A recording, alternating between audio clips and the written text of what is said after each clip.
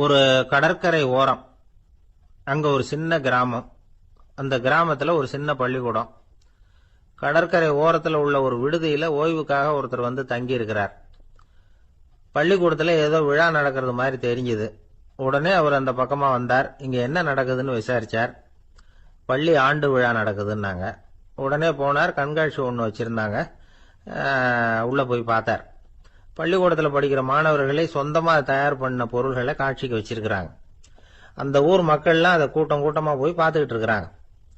இவரும் ஆர்வமா அதையெல்லாம் பார்த்துக்கிட்டே போறார். ஒரு இடத்துல ஒரு சின்ன ரயில் செஞ்சு வச்சிருந்தாங்க. மாணவர்களே தயார் பண்ணது. மின்சாரத்தால் அது ஓடுறது மாதிரி பண்ணி வச்சிருந்தாங்க. அதுல ஒரு சின்ன பொத்தான் இருக்கும். அது அமுக்குனா ரயில் ஓடும், சுத்தி சுத்தி வரும். மாணவர்கள் எதிரில் நின்று அதுக்கு விளக்கம் கொடுத்துக்கிட்டு இருக்கிறாங்க. இவரு அதை கவனிச்சார். ரயில் ஓடுறத பார்த்தார். அங்க நின்றுகிட்டு இருந்த மாணவர்கள் கிட்ட விளையாட்டா கேட்டார், ஏப்பா இந்த ரயில் எதனால ஓடுது அப்படின்னு கேட்டார். இவரு சக்தியினால ஓடுது அப்படின்னாங்க மாணவர்கள். அது என்ன சக்தின்னு கேட்டார். அதுக்கு பேரு மின்சாரம் அப்படின்னாங்க. சரி, நீங்க மின்சாரத்தை பார்த்துருக்கிறீங்களா அப்படின்னார். நாங்க பார்த்தது இல்லைங்க, ஆனா இதை செய்யறதுக்கு எங்களுக்கு உதவி பண்ண ஆசிரியர் ஒரு பட்டதாரி, ஒரு கால் அவர் பார்த்துருக்கலாம் அப்படின்னாங்க. அவர் எங்க இருக்காருன்னு கேட்டார். இதோ அழைச்சிட்டு வர்றோம்னு ஓடினாங்க. அவர் அழைச்சிட்டு வந்தாங்க. அவர்கிட்ட ஒரு பெரியவர் கேட்டார், மின்சாரத்தை நீங்க பார்த்துருக்கிறீங்களா அப்படின்னு. மின்சாரத்தை பார்க்கறதாவது நான் பார்த்ததே இல்லை. நான் பார்த்தது அது செயல்படுற விதத்தை தான். அது விளக்க வந்து எரிய வைக்குது, ரயில ஓட வைக்குது, இது மாதிரி எத்தனையோ எந்திரங்களை வந்து செயல்பட வைக்குது. ஆனா உண்மையிலேயே அது என்னன்னு எனக்கு தெரியாது. ஒருவேளை இந்த பள்ளிக்கூடத்து தலைமை ஆசிரியருக்கு தெரிஞ்சிருக்கலாம், ஏன்னா அவர் ஒரு மேல்நிலை பட்டதாரி அப்படின்னாராம் அவரு. சரின்னு போய் தலைமை ஆசிரியரை கூப்பிட்டுக்கிட்டு வந்தாங்க. அவர்கிட்டயும் இதே கேள்வி கேட்டாராம் அவரு. மன்னிக்கணும், இந்த கேள்வி இதுவரைக்கும் யாரும் என்கிட்ட கேட்டதில்ல. சக்தியை யாரும் பார்க்க முடியாது, ஆனா அது செயல்படும் விதத்தை தான் பார்க்க முடியும் அப்படின்னாராம் அவரு. இப்போ இதுவரைக்கும் கேட்டுக்கிட்டு இருந்த பெரியவர் சிரிச்சார். சிரிச்சுட்டு சொன்னாராம், சரி அதுக்காக ஒன்றும் கவலைப்படாதீங்க, என்னுடைய பெயர் தாமஸ் ஆல்வா எடிசன் அப்படின்னாராம். இதை கேட்டதும் அங்க இருந்தவங்களுக்கெல்லாம் அதிர்ச்சி, ஆச்சரியம். என்னது, நீங்க தானா எடிசன்? நீங்க எவ்வளவு மின்சார கருவிகளை உண்டாக்கி இருக்கிறீங்க, நீங்களா இந்த கேள்வியை கேட்டது அப்படின்னாங்களாம். ஆமா, நான் தான் கேட்கிறேன், ஏன்னா நானே மின்சாரத்தை பார்த்தது கிடையாது அப்படின்னாராம் அவரு. அன்புங்கிறது இப்படிப்பட்டது தான்ங்கிறார் ஓஷோ. அன்புங்கிறது நம்ம உடற்கூறு அமைப்பில் இல்லை, அது நம்ம உடம்புல உள்ள சுத்த சக்தியின் வெளிப்பாடு. அதை உணரத்தான் முடியுமே தவிர பார்க்க முடியாது. அன்பே உன்னை வந்து நான் என் இருதயத்தில் வச்சிருக்கிறேன் அப்படின்னு எல்லாம் சொல்லுவான். இதெல்லாம் சும்மா. இது வந்து டாக்டர்கள் சொல்ற இருதயம் கிடையாது. அது வந்து ரத்தத்தை தள்ளுகிற ஒரு கருவி, அவ்வளவுதான். ஞானிகள் சொல்லுகிற இதயம் வேற, அது கண்ணுக்கு புலப்படாத ஒரு சக்தி. என்னுடைய இதயம் ரொம்ப விசாலமானது சார் அப்படின்னார் ஒருத்தர். அப்படிங்களான்னு ரொம்ப மரியாதையா, ஆமாங்க டாக்டர் அப்படிதான் சொல்றார், கொஞ்சம் வீங்கி போய் பெருசா இருக்குதான் அப்படின்னார். ஒரு சின்ன பையன் என்னை தேடிட்டு ஓடி வந்தான். ஒரு கதை சொல்லுங்கன்னா. சொந்தமா எதுவும் தெரியாதேன்னு. உங்களுக்கு சொந்தமா எதுவும் தெரியாதுன்னு எனக்கும் தெரியும் அப்படின்னா. இந்த பையன் அடிக்கடி என்கிட்ட வந்து கதை கேட்கிறவன், அதனால என்னோட ரகசியம்லாம் அவனுக்கு அத்துப்படி. அதனால்தான் அவ்வளவு தெளிவா அடிச்சு விடுறான். சரி, இப்ப என்ன செய்யலாம்னு. பழைய கதை ஏதாவது ஒன்று சொல்லுங்களேன்னா. உனக்கு கிருஷ்ண தேவராயரை தெரியுமான்னு. அவர்கிட்ட நேரில் பழக்கம் இல்லை, ஆனா அவரை பத்தி புஸ்தகத்துல படிச்சிருக்கேன்னா. சரி, இவங்கிட்ட மேற்கொண்டு பேச்சு கொடுத்தா நம்மள ஒரு மாதிரி ஆக்கி விடுவான் அப்படிங்கிறத யூகம் பண்ணிக்கிட்டு அவனை உட்கார வச்சு கடைசி வரைக்கும் குறுக்க பேசக்கூடாது அப்படின்னு ஒரு கண்டிஷனையும் போட்டுட்டு அந்த கதையை சொன்னேன். ஒரு சமயம் கிருஷ்ண தேவராயர் சமஸ்தானத்துக்கு ஒரு பெரிய வித்வான் வந்து சேர்ந்தாராம். என்னோட போட்டி போடுறதுக்கு இந்த ஊர்ல யாராவது இருக்கீங்களா அப்படின்னு சவால் விட்டாராம்.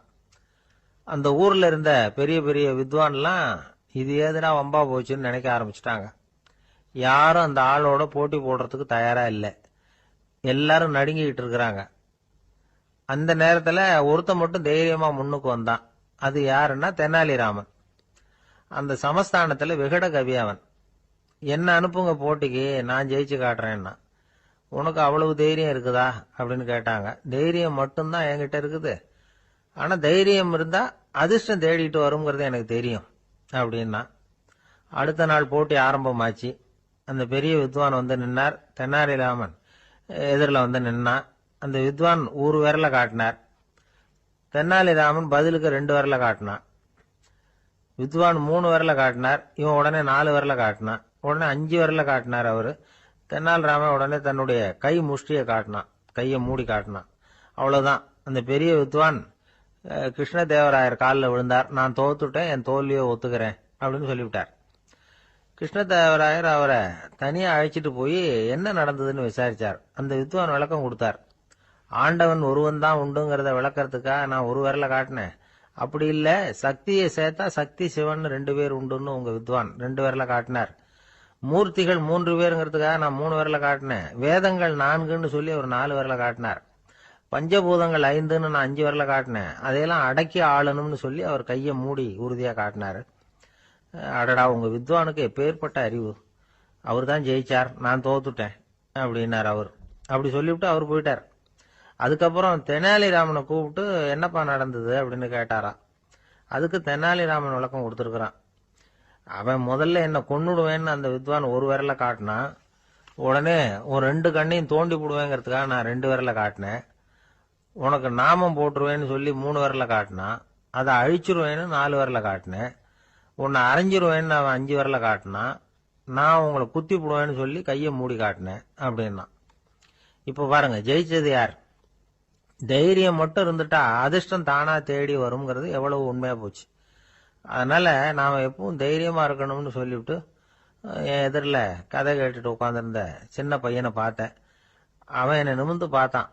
அவன் தன்னோட கை கால் 2யும் ஒரு மாதிரியா என் முன்னால தூக்கி 20 விரல காட்டினான். எனக்கு ஒன்றும் புரியல. இதுக்கு என்னப்பா அர்த்தம்னு கேட்டேன். இதே கதையை இதுக்கு முன்னாடி என்கிட்ட 20 தடவை நீங்க சொல்லியிருக்கீங்கன்னு அர்த்தம் அப்படின்னு. ஆந்திர நாட்டில் ஒரு அரசர் இருந்தார். அந்த அரசர்கிட்ட ஒரு அமைச்சர் இருந்தார். அந்த அமைச்சர் பேரு ராயண பாஸ்கர். அவர் ஒரு பெரிய அறிவாளி. அது மட்டும் இல்ல, மிகச்சிறந்த கொடையாளி. யார் வந்து எது கேட்டாலும் இல்லைன்னு சொல்ல மாட்டாராம். அதன் காரணமாகவே அவர்கிட்ட இருந்த செல்வம் நாளுக்கு நாள் குறைஞ்சிக்கிட்டே வந்துட்டு தான். கடைசியில குடும்பத்துக்குன்னு எதுவும் வைக்காமலே அவர் போய் சேர்ந்துட்டார். மகனும் இறந்துட்டார். அந்த குடும்பத்துல மிஞ்சி இருந்தது அவருடைய மருமகள், ஒரு பேரன், அவ்வளவுதான். இருந்த ஒரே சொத்து பழுதடைஞ்ச ஒரு வீடு. அந்த அம்மா மற்ற வீடுகளில் வேலை செஞ்சு தன்னுடைய பிள்ளைய படிக்க வச்சுக்கிட்டு வராங்க. அந்த புள்ள ஒரு பெரிய வள்ளலுடைய பேரன்கிறது அந்த பள்ளி வாத்தியார்களுக்கும் தெரியும். அதனால அவங்களும் இவங்கிட்ட கொஞ்சம் அன்பாவும் அக்கறையாவும் பழகி பாடம் சொல்லி கொடுத்துக்கிட்டு இருக்கிறாங்க. ஒரு நாள் ஒரு புகழ்பெற்ற கவிஞர் ஒருத்தர் அந்த பள்ளிக்கூடத்துக்கு வந்திருக்கிறார். ஆசிரியர்கள் கிட்ட பேசிக்கிட்டு இருந்தப்ப ஒரு செய்தியை சொன்னாராம். ராயண பாஸ்கருங்கிற வள்ளல் எனக்கு நிறைய உதவிகள் செஞ்சிருக்கார். என்னை பாராட்டி பரிசுகள்லாம் கொடுத்துருக்கிறார். அந்த வள்ளல் வாழ்ந்த கிராமத்தை பார்க்கணுங்கிறதுக்காக தான் இப்போ இங்கே வந்திருக்கிறேன் அப்படின்னாராம். ஆசிரியர் உடனே இந்த பையனை கூப்பிட்டு, இதை பாருங்க, இவன் யார் தெரியுமா? நீங்க குறிப்பிடுகிற அந்த வள்ளலின் பேரன் அப்படின்னு அறிமுகப்படுத்தினாராம். கவிஞரின் கண்கள்ல ஆனந்த கண்ணீர். அந்த பரவச நிலையிலேயே அந்த வள்ளலை பற்றி கவி பாட ஆரம்பிச்சுட்டாராம். இந்த சின்ன பையன் அதை கேட்டிருக்கிறான். உடனே என்ன பண்ணான் தெரியுமோ? தன் கையில் அணிஞ்சிருந்த ஒரு பொன் வளையல கழட்டி அந்த கவிஞருக்கு பரிசா கொடுத்துட்டானாம். எல்லாருக்கும் ஆச்சரியம். தாத்தா இருக்கும் நிலையில கொடுத்தார், பேரன் இல்லாத நிலையிலையும் கொடுக்கறான். பையனை எல்லாரும் பாராட்டினாங்களாம். இருந்தாலும் அவனுக்குள்ள ஒரு பயம் எதுவும் ஆரம்பமாச்சு. பள்ளிக்கூடம் விட்டு வீட்டுக்கு வரும்பொழுது அந்த பயம் இன்னும் அதிகமாயிட்டுது. அம்மா என்ன சொல்லுவாங்களோ தெரியலையே, ஏதோ திடீர்னு தோணிச்சு வளையல கழட்டி கொடுக்கணும்னு கொடுத்துட்டோம். குடும்பம் இருக்கிற நிலையில இப்படி நான் செஞ்சது தப்பா? வீட்டு செலவுக்கே அம்மா எவ்வளவு கஷ்டப்படுறாங்க. வீட்டுக்கு போனதும் என்ன நடக்குமோ தெரியலையே அப்படின்னு நினைச்சு பயந்துகிட்டே அவன் வீட்டுக்குள்ள அடி எடுத்து வைக்கிறான். அம்மா கூப்பிட்டு சாப்பாடு போட்டாங்க. அவங்க கண்ணுல படக்கூடாதுங்கிறதுக்காக ஒரு கையை பின்னாடி மறைச்சிக்கிட்டே இருந்தான். அம்மா இதை கவனிச்சுட்டாங்க. ஏய், உன் கையை ஏன் அப்படி வச்சிருக்கிற? உன் கைக்கு என்னாச்சு? ஏதாவது அடிபட்டு போச்சா அப்படின்னு கேட்டுக்கிட்டே கையை எடுத்து பாக்குறாங்க. வளையல காணல. வளையல் எங்க அப்படின்னு கேட்கறாங்க. இவன் தயங்கிக்கிட்டே நடந்ததை சொல்றான். அதை கேட்டதும் அந்த அம்மாவோட முகம் கோபத்தால சவுந்து போச்சான். முட்டாளே, என்ன காரியம் பண்ண அப்படின்னு கன்னத்துல அரைஞ்சிட்டாங்களாம். அம்மா, என்ன அடிக்காத, ஏதோ தெரியாம தப்பு பண்ணிட்டேன் அப்படின்னு இருக்கான். மகனே, வளையல கொடுத்ததுக்காக நான் உன்னை அடிக்கல அப்படிங்க, பின்ன எதுக்கு அடிச்சேன்னு கேட்டிருக்கான். உன் பாட்டனார் வந்து ஒரு பெரிய வள்ளல். அவர் எதையும் பாதி வேலையா செய்யறது இல்ல. அவருடைய பேரை நீ அரைகுறை வேலை செஞ்சுட்டு வந்திருக்கிற அப்படின்னாங்களாம். என்னம்மா சொல்றேன் இருக்கான். நீ ஒரே ஒரு வளையல மட்டும்தானே கழட்டி கொடுத்துருக்குற. கொடுக்கறதா இருந்தா 2யும் சேர்த்துல கொடுத்துருக்கணும். அதுதானே உங்க தாத்தாவுக்கு பெருமை அப்படின்னாங்களாம். அம்மா, தெரியாம செஞ்சுட்டேன், உங்ககிட்டயும் அரை வாங்கிட்டேன் அப்படி இப்படின்னு அவன் சொல்லியிருக்கிறான். இப்போ அம்மா கொஞ்சம் இருங்க, அந்த கவிஞர் இன்னைக்கு நம்ம ஊர்ல தான் தங்கி இருப்பார். நாளைக்கு காலையில் தான் அவர் வந்து எங்கே இருக்காருன்னு விசாரித்து இன்னொரு வளையலையும் கொடுத்துட்றேன் அப்படின்னு இருக்கான். மகனே, நல்ல செயல்களையெல்லாம் நாளைக்குன்னு ஒத்தி போடாத. நாளைக்கு என்ன நடக்குங்கிறது யாருக்கு தெரியும்? இப்போவே போ, எங்கே இருக்காருன்னு பாரு அப்படின்னு இருக்காங்க. மகன் புறப்பட்டான். பள்ளி ஆசிரியர்கிட்ட போய் கேட்டானா அந்த கவிஞர் எங்கே இருக்காருன்னு. அவர் சொன்னாராம். உடனே போய் அவர் இருக்கிற இடத்துல கதவை தட்டியிருக்கான். ராத்திரி நேரத்தில் இவனை கண்டதும் அவருக்கு ரொம்ப ஆச்சரியம். இவன் இன்னொரு கை வளையலையும் எடுத்து நீட்டியிருக்கான். அவர் திகைச்சு போய் நிற்கிறார். அவரால் என்ன பண்ணுறதுன்னே தெரியல. ஆனந்த கண்ணீர். இது வந்து பெரியவர்கள் கூற கேட்ட ஒரு வரலாறு. இன்னைக்கு இப்படிப்பட்டவங்களை பார்க்க முடியுமா? வறுமை வந்து வள்ளல் தன்மையை ஒன்று செய்து விடாதுங்கிறதுக்கு இது ஒரு உதாரணம். ஒருத்தன் இன்னொருத்தனை பார்த்து கேட்டானா, எங்க தாத்தா உங்க தாத்தாவுக்கு 100 ரூபா கடன் கொடுத்துருக்கிறார், அதை எப்போ திருப்பி கொடுக்க போறேன்னு. கவலைப்படாத, எங்க பேரன் அதை உங்க பேரன்ட்ட திருப்பி கொடுத்துருவான் அப்படின்னு நானா. ஒரு நண்பர் வந்தார். ரொம்பவும் இறுக்கமா உடை அணிஞ்சிருந்தார். அதாவது ஆடைக்குள்ள அவர் மாட்டிக்கிட்டு இருந்தது மாதிரி தெரிஞ்சது. ஏன் துணி குறைச்சலா எடுத்துட்டீங்களா அப்படின்னு கேட்டோம். இல்லைங்க, எனக்கு எப்பவுமே இறுக்கமா உடை அணியறது தான் பிடிக்கும் அப்படின்னார். ஒருத்தர் எப்படி உடை அணிகிறார் அப்படிங்கிறத வச்சே அந்த ஆள் எப்படிப்பட்டவர் அப்படிங்கிறத கண்டுபிடிச்சிடலாம். உடை அணிகிற விதம் ஒருத்தருடைய மனநிலையை வெளிப்படுத்துதான். இப்ப இறுக்கமான உடை அணிகிறவங்க பொதுவா மன நிம்மதி இல்லாதவங்களா இருப்பாங்களாம், கோபக்காரங்களா இருப்பாங்களாம். ரொம்ப தொலைதொலைப்பா ஆடை அணிகிறவங்க இருக்கிறாங்கல்ல, அவங்கெல்லாம் அமைதியான ஆளா இருப்பாங்களாம், சாந்தமா இருப்பாங்களாம். இவங்கெல்லாம் போராடுறதுக்கு சரியா வரமாட்டாங்களாம். இப்படி ஒரு கணிப்பு இருக்குது. அதனாலதான் போர் வீரர்களுக்கெல்லாம் இறுக்கமான உடையை தான் கொடுக்கறது வழக்கம். ஆனா சன்னியாசிகளை பாருங்க, அவங்களுக்கெல்லாம் ரொம்ப தொலை உடைகள் தான். அவங்கெல்லாம் வந்து டைட் பேண்ட் போட்டுக்கிட்டு நிக்க மாட்டாங்க சன்னியாசிகள்லாம். அதே மாதிரி சன்னியாசிகள்லாம் காவி உடைய தேர்ந்தெடுக்கிறதுக்கும் காரணம் உண்டு. பல ஆண்டுகள் சோதனை செஞ்சு பார்த்துட்டு தான் சன்னியாசத்துக்கு காவி தான் சரி அப்படின்னு முடிவு பண்ணியிருக்கிறாங்க. இப்ப பௌதீக விஞ்ஞானப்படியும் அதுதான் சரி.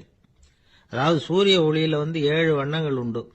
ஒரு பொருள் மேல அது விழும் பொழுது அந்த பொருள் நமக்கு சிவப்பா தெரிஞ்சதுன்னா அந்த பொருள் வந்து சிவப்பை தவிர மற்ற எல்லா நிற கதிர்களையும் உள்வாங்கிக்கிட்டு சிவப்பு நிறத்தை மட்டும் வெளியில விடுது. அதாவது விலக்கி விடுது. அதனாலதான் அந்த பொருள் வந்து சிவப்பா தெரியுது. உடல் ஆரோக்கியத்துக்கு ஓரளவு சிவப்பு தேவைப்படுது. அதனாலதான் காவி உடை அணிஞ்சா சூரிய ஒளி ஓரளவு சிவப்பை விலக்கிவிடும். அதாவது சிவப்பின் பலனும் கிடைக்கும், இந்த சிவப்பின் கெடுதலும் இல்லை அப்படின்னு யோசனை பண்ணாங்க. காவி வந்து உதய வேளையின் நிறம். கீழ் வானத்துல கதிர் உதிக்கிற வேளையில முதல் ஒளி தோன்றுகிற நேரத்துல காவி நிறம் தான் கசியும். தியானம் செய்யறப்போ முதல்ல காணக்கூடிய ஒளி காவி நிறம் தான். தியானத்தின் உச்ச நிலையின் நிறம் நீலம். தியானம் வந்து காவி நிறத்துல ஆரம்பமாகி நீல நிறத்துல நிறைவடைகிறது அப்படிங்கிறார் ஓஷோ. நீலம் வந்து தியான சிகரம், காவி வந்து தியான ஆரம்ப குறியீடு, ஒரு சன்னியாசியின் ஆரம்ப தரிசனம் அப்படிங்கிறார் அவர். ஒருத்தர் நாள் பூரா காவி உடைய அணிஞ்சிருந்தா அந்த நிறம் வந்து அவருக்கு வந்து தியானத்தை பற்றிய நினைவை வந்து ஊட்டிக்கிட்டே இருக்கும். இப்படியே வந்து ஆடைக்கும் தியானத்துக்கும் இடையில ஒரு தொடர் ஏற்படுது. ஒரு துறவியின் உள்ளார்ந்த பண்பா அது மாறுது. கடை வீதியில ஒரு பொருள் வாங்க போறோம், அது மறந்துடக்கூடாதுங்கிறதுக்காக ஞாபகம் முடிச்சு போட்டுக்கிறோம். அந்த முடிச்சுக்கும் பொருளுக்கும் தொடர்பு இல்லை. ஆனா கடை வீதிக்கு போன உடனே அந்த முடிச்சு வந்து அந்த பொருளை ஞாபகப்படுத்துது. அதாவது அந்த முடிச்சு வந்து ஒரு தொடர்பு அம்சமா அமையுது. அது மாதிரிதான் காவி உடையும். ஒரு துறவி வந்து நடக்கும் பொழுது, சாப்பிடும் பொழுது, குளிக்கும் பொழுது அவருடைய காவி உடை அவருக்கு வந்து ஞாபகப்படுத்திக்கிட்டே இருக்கும். அது ஒரு நிலைப்படுத்தப்பட்ட நினைவாக ஞாபகம் முடிச்சாக மாறிடுது. காவி ஆடை இல்லைன்னா ஒருத்தரால துறவியாக முடியாதுன்னு அர்த்தம் இல்லை. அதே நேரத்துல காவி ஆடையால ஒன்னும் பிரயோஜனம் இல்லை, அதுல ஒன்னும் அர்த்தம் இல்லை அப்படின்னு சொல்லிட முடியாது. இதுதான் உண்மை.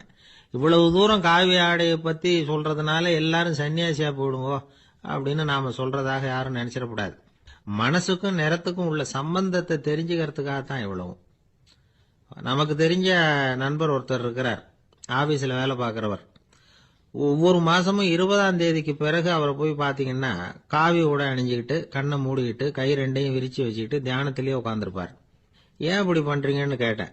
அதாவது 20ஆம் தேதிக்கு பிறகு என் கையில ஒரு பைசா கூட கிடையாது, ஒரு சன்னியாசி லெவல்ல இருக்கிறேன், என்கிட்ட எதுவும் செலவுக்கு கேட்காத அப்படின்னு என் மனைவிக்கு நாசூக்கா உணர்த்துறதுக்காக அப்படி உட்கார்ந்துருப்பேன் அப்படின்னு விளக்கம் கொடுக்கிறார். இன்பம் துன்பம் இது ரெண்டும் சேர்ந்ததுதான் வாழ்க்கை. இது எல்லாரும் சொல்லிட்டு இருக்கிற ஒரு உண்மை. அது சரி, இது ரெண்டும் வர்றதுக்கு என்ன காரணம்? துறவி ஒருத்தர் யோசிச்சு பார்த்திருக்கார்.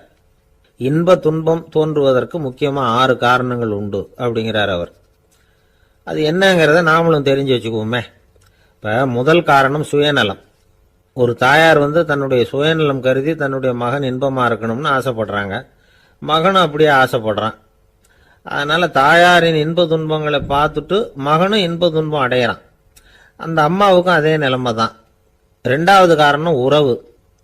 நான் துறவியான பிறகு கூட உறவுங்கிற காரணத்தினால தான் தாயாருடைய சுக துக்கங்களை கண்டு நானும் சுக துக்கம் அடைகிறேன். என் தாயாருடைய நிலைமையும் இதுதான் அப்படிங்கிறார் ஒரு துறவி. 3வது காரணம் என்னன்னா அறிமுகம். எனக்கு அறிமுகமான ஒருத்தரை ரயில் நிலையத்தில் சந்திக்கிறேன். அவர் தன்னுடைய பணப்பையை எங்கேயோ தொலைச்சுவிட்டு வருத்தப்பட்டு இருக்கிறார். நானும் வருத்தப்படுறேன். அந்த சமயத்தில் யாரோ ஒருத்தர் இதுதானே அவங்க பணப்பை அப்படின்னு சொல்லி கொண்டாந்து நீட்டுறார். பணப்பையை தொலைச்சவர் சந்தோஷப்படுறார். நானும் சந்தோஷப்படுறேன். இது அந்த துறவி சொல்ற அனுபவம். 4வது காரணம் என்னன்னா கருணை. எனக்கு முன்னே பின்ன தெரியாத ஒருத்தனை யாரோ ஒருத்தன் அடிச்சு காயப்படுத்தி போடுறான். கருணை காரணமா நான் அதுக்காக துக்கப்படுறேன். 5வது காரணம் எதையும் நம்புறது. ஒரு பசுமாட்டை ஒரு முரணை அடிச்சுக்கிட்டு இருக்கிறான் அப்படின்னு ஒருத்தர் நம்மகிட்ட சொல்றாருன்னு வைங்க, உடனே நான் துக்கப்படுறேன். இன்னொருத்தர் அந்த முரணனை போலீஸ்காரங்க பிடிச்சிட்டு போயிட்டாங்கன்னு சொல்லி சொல்றாரு. நான் உடனே சந்தோஷப்படுறேன். 3வதா ஒருத்தர் முதல் 2 பேரும் சொன்னது பொய்யுங்கிறார். அப்ப நான் இன்ப துன்பம் 2மே இல்லாம நிம்மதியா இருக்கிறேன். இது ஒரு விதம். அடுத்தது 6வது காரணம் என்னன்னா தன்மயமாகுதல். ஒரு நாவல் படிச்சுக்கிட்டு இருக்கிறோம். அதுல வர்ற பாத்திரங்களோட நாம ஒன்றி போயிடுறோம். அதுல வர்ற பாத்திரங்கள் சிரிச்சுதுன்னா நாமளும் சிரிக்கிறோம், அது அழுதுன்னா நாமளும் அழறோம். அதெல்லாம் அந்த துறவி சொல்ற அனுபவ உண்மைகள். இன்ப துன்பம் இது 2ம் தோன்றுவதற்கு சுயநலம், உறவு, அறிமுகம், கருணை, எதையும் நம்புறது, தன்மயமாகிறது, இது எல்லாம் தான் முக்கிய காரணம் அப்படின்னு அவர் சொல்றார். ஆக கூடி ஒட்டு மொத்தமா யோசனை பண்ணி பார்த்தா பிற பொருள்கள் மீது பற்றுதல் காரணமா தான் நாம இன்ப துன்பம் அடையிறோம் அப்படிங்கிறத புரிஞ்சுக்க முடியுது. மனுஷன் இன்ப துன்பம் அடையறதுக்கு 7வது காரணம் கூட ஒன்று உண்டு அப்படின்னு சொல்லிட்டே வந்தார் ஒருத்தர். அது என்ன அப்படின்னு கேட்டோம். அதுதான் சார் இந்த நீங்க சொல்லிட்டு வர்ற இன்று ஒரு தகவல்னார். எப்படி சொல்றீங்கன்னு கேட்டோம். இன்று ஒரு தகவல் கேட்க ஆரம்பிக்கிறப்போ மனசுல இன்பம், ஆரம்பிச்ச உடனே இது ஏற்கனவே கேட்ட சமாச்சாரமாச்சே அப்படின்னு நினைக்கிறப்போ துன்பம் அப்படின்னு அதுக்கு ஒரு விளக்கம் கொடுத்தாரு. ஒரு சன்னியாசி அவரு ஒரு நாள் ஒரு கனவு கண்டாராம். அந்த கனவுல அவர் சொர்க்கத்துக்கு போறார். அங்க ஒரு பெரிய திருவிழா நடந்துகிட்டு இருக்குது. எங்க பார்த்தாலும் அலங்கார வளைவுகள், வண்ணமயமான விளக்குகள், பாதைகள் பூரா மலர்கள், எல்லா கட்டடங்களும் ஒளிமயம். அவ்வளவு கோலாகலமா பிரம்மாண்டமா அந்த திருவிழா நடந்துகிட்டு இருக்குது. அது என்ன திருவிழாங்கிறது இந்த சன்னியாசிக்கு புரியல. அங்க எதிரில் வந்துகிட்டு இருந்த ஒருத்தரை நிறுத்தி என்ன விசேஷம் இங்க அப்படின்னு விசாரிச்சாராம். உனக்கு தெரியாத விஷயம், இன்னைக்கு இறைவனுக்கு பிறந்த நாள், அதைத்தான் எல்லாரும் சேர்ந்து கொண்டாடுறோம். இதுக்காக பிரம்மாண்டமான ஊர்வலம் ஒண்ணு வரப்போகுது. இறைவனே அந்த ஊர்வலத்துல கலந்துகிறார் அப்படின்னார் அவரு. உடனே அந்த சன்னியாசி ஒரு மரத்து நிழல்ல ஒதுங்கி நின்றுகிட்டார். ஊர்வலம் வந்துகிட்டு இருக்குது. முதல்ல ஒரு குதிரை வந்துகிட்டு இருக்கு. அது மேல ஒருத்தர் உட்காந்துருக்கிறார். அவருக்கு பின்னாடி நிறைய பேர் கூட்டமா வந்துகிட்டு இருக்கிறாங்க. இவ்வளவு கூட்டம் இவர் பின்னாடி வருது, யார் இவரு அப்படின்னு கேட்டார். ஒரு மதத்தின் பெயரை சொல்லி இவர் அந்த மதத்தின் தலைவர், அவரை பின்பற்றுகிற மக்கள் கூட்டம் பின்னாடி வந்துகிட்டு இருக்குது அப்படின்னு விவரம் சொல்லி இருக்கிறாங்க. இவங்களுக்கு அடுத்தபடியா இன்னொரு குதிரையில ஒருத்தர் வந்துகிட்டு இருக்கிறார். அவருக்கு பின்னாடி ஏகப்பட்ட கூட்டம். இவர் யாருங்க அப்படின்னு கேட்டிருக்காரு சன்னியாசி. அங்க இருக்கிறவங்க விவரம் சொல்லி இருக்கிறாங்க. இன்னொரு மதத்தின் பெயரை சொல்லி இவர் அந்த மதத்தினுடைய தலைவர், அவர் வழியை பின்பற்றுகிறவர்கள் அவர் பின்னாடி கூட்டமா வந்துகிட்டு இருக்கிறாங்க அப்படின்னு இருக்காங்க. இப்படி ஒவ்வொருத்தரா குதிரை மேல வந்துகிட்டே இருக்கிறாங்க. அவங்கள பின்பற்றியும் ஒவ்வொரு கூட்டம் வந்துகிட்டே இருக்குது. அந்த பெரிய ஊர்வலம் அது பாட்டுக்கு போயிட்டு இருக்குது. கடைசியா அது முடிஞ்சது ரொம்ப நேரம் கழிச்சு. அதுக்கப்புறம் கொஞ்ச நேரம் கழிச்சு ஒரு வயசான ஆள் குதிரை மேல வந்துகிட்டு இருக்கிறார். ஆனா அவருக்கு பின்னாடி யாருமே இல்லை. அவரு பரிதாபமா தனியா வந்துகிட்டு இருக்கிறார். அவரு அந்த ஊர்வலத்தை சேர்ந்தவரா இல்லையாங்கிறதே தெரியல. இவர் யாரு, இவர் ஏன் இப்படி தனியா வந்துகிட்டு இருக்கிறார் அப்படின்னு கேட்டிருக்காரு அந்த சன்னியாசி. என்னது இப்படி கேக்குறீங்க, இவர் தான் கடவுள், இவருக்காக தான் இன்னைக்கு இந்த ஊர்வலமே நடக்குது, இவருக்கு தான் இன்னைக்கு பிறந்த நாள், முன்னாடி போற ஊர்வலம் பூரா இவருடைய பிறந்த நாளை கொண்டாடுறதுக்காக தான் அப்படின்னு இருக்காங்க. இதை கேட்டதும் அந்த சன்னியாசிக்கு திடுக்குன்னு தூக்கி போட்டிருக்கு. இது வரைக்கும் கனவு கண்டுகிட்டு இருந்தவர் முடிச்சுக்கிட்டார். அதுக்கப்புறம் தான் யோசிச்சு பார்த்திருக்கார். உண்மைதான். மக்கள் எல்லாரும் வந்து பக்தி மார்க்கத்துல போறதா நினைச்சுக்கிட்டு பாதம் மாறி போயிட்டு இருக்கிறாங்க. கடவுளை பின்பற்றுவதாக நினைக்கிறாங்க பக்தர்கள். ஆனா கடவுளுக்கு பின்னாடி யாருமே இல்ல. இன்னமும் இயல்பா இதை பத்தி யோசிச்சு பார்த்தா உண்மைக்கு பின்னாடி தான் நான் போய்கிட்டு இருக்கேன் அப்படின்னு நிறைய பேர் சொல்றாங்க. ஆனா அந்த உண்மை வந்து அனாதையா போய்கிட்டு இருக்குது. அப்படி ஆயிட்டுது உலகம். இந்த காலத்திலயும் ஒரு ஊர்வலம். ஒரு பெரிய மனுஷருக்கு பிறந்த நாள் விழா. அவரு குதிரை மேல ஏறி முன்னாடி போயிட்டு இருக்கிறார்.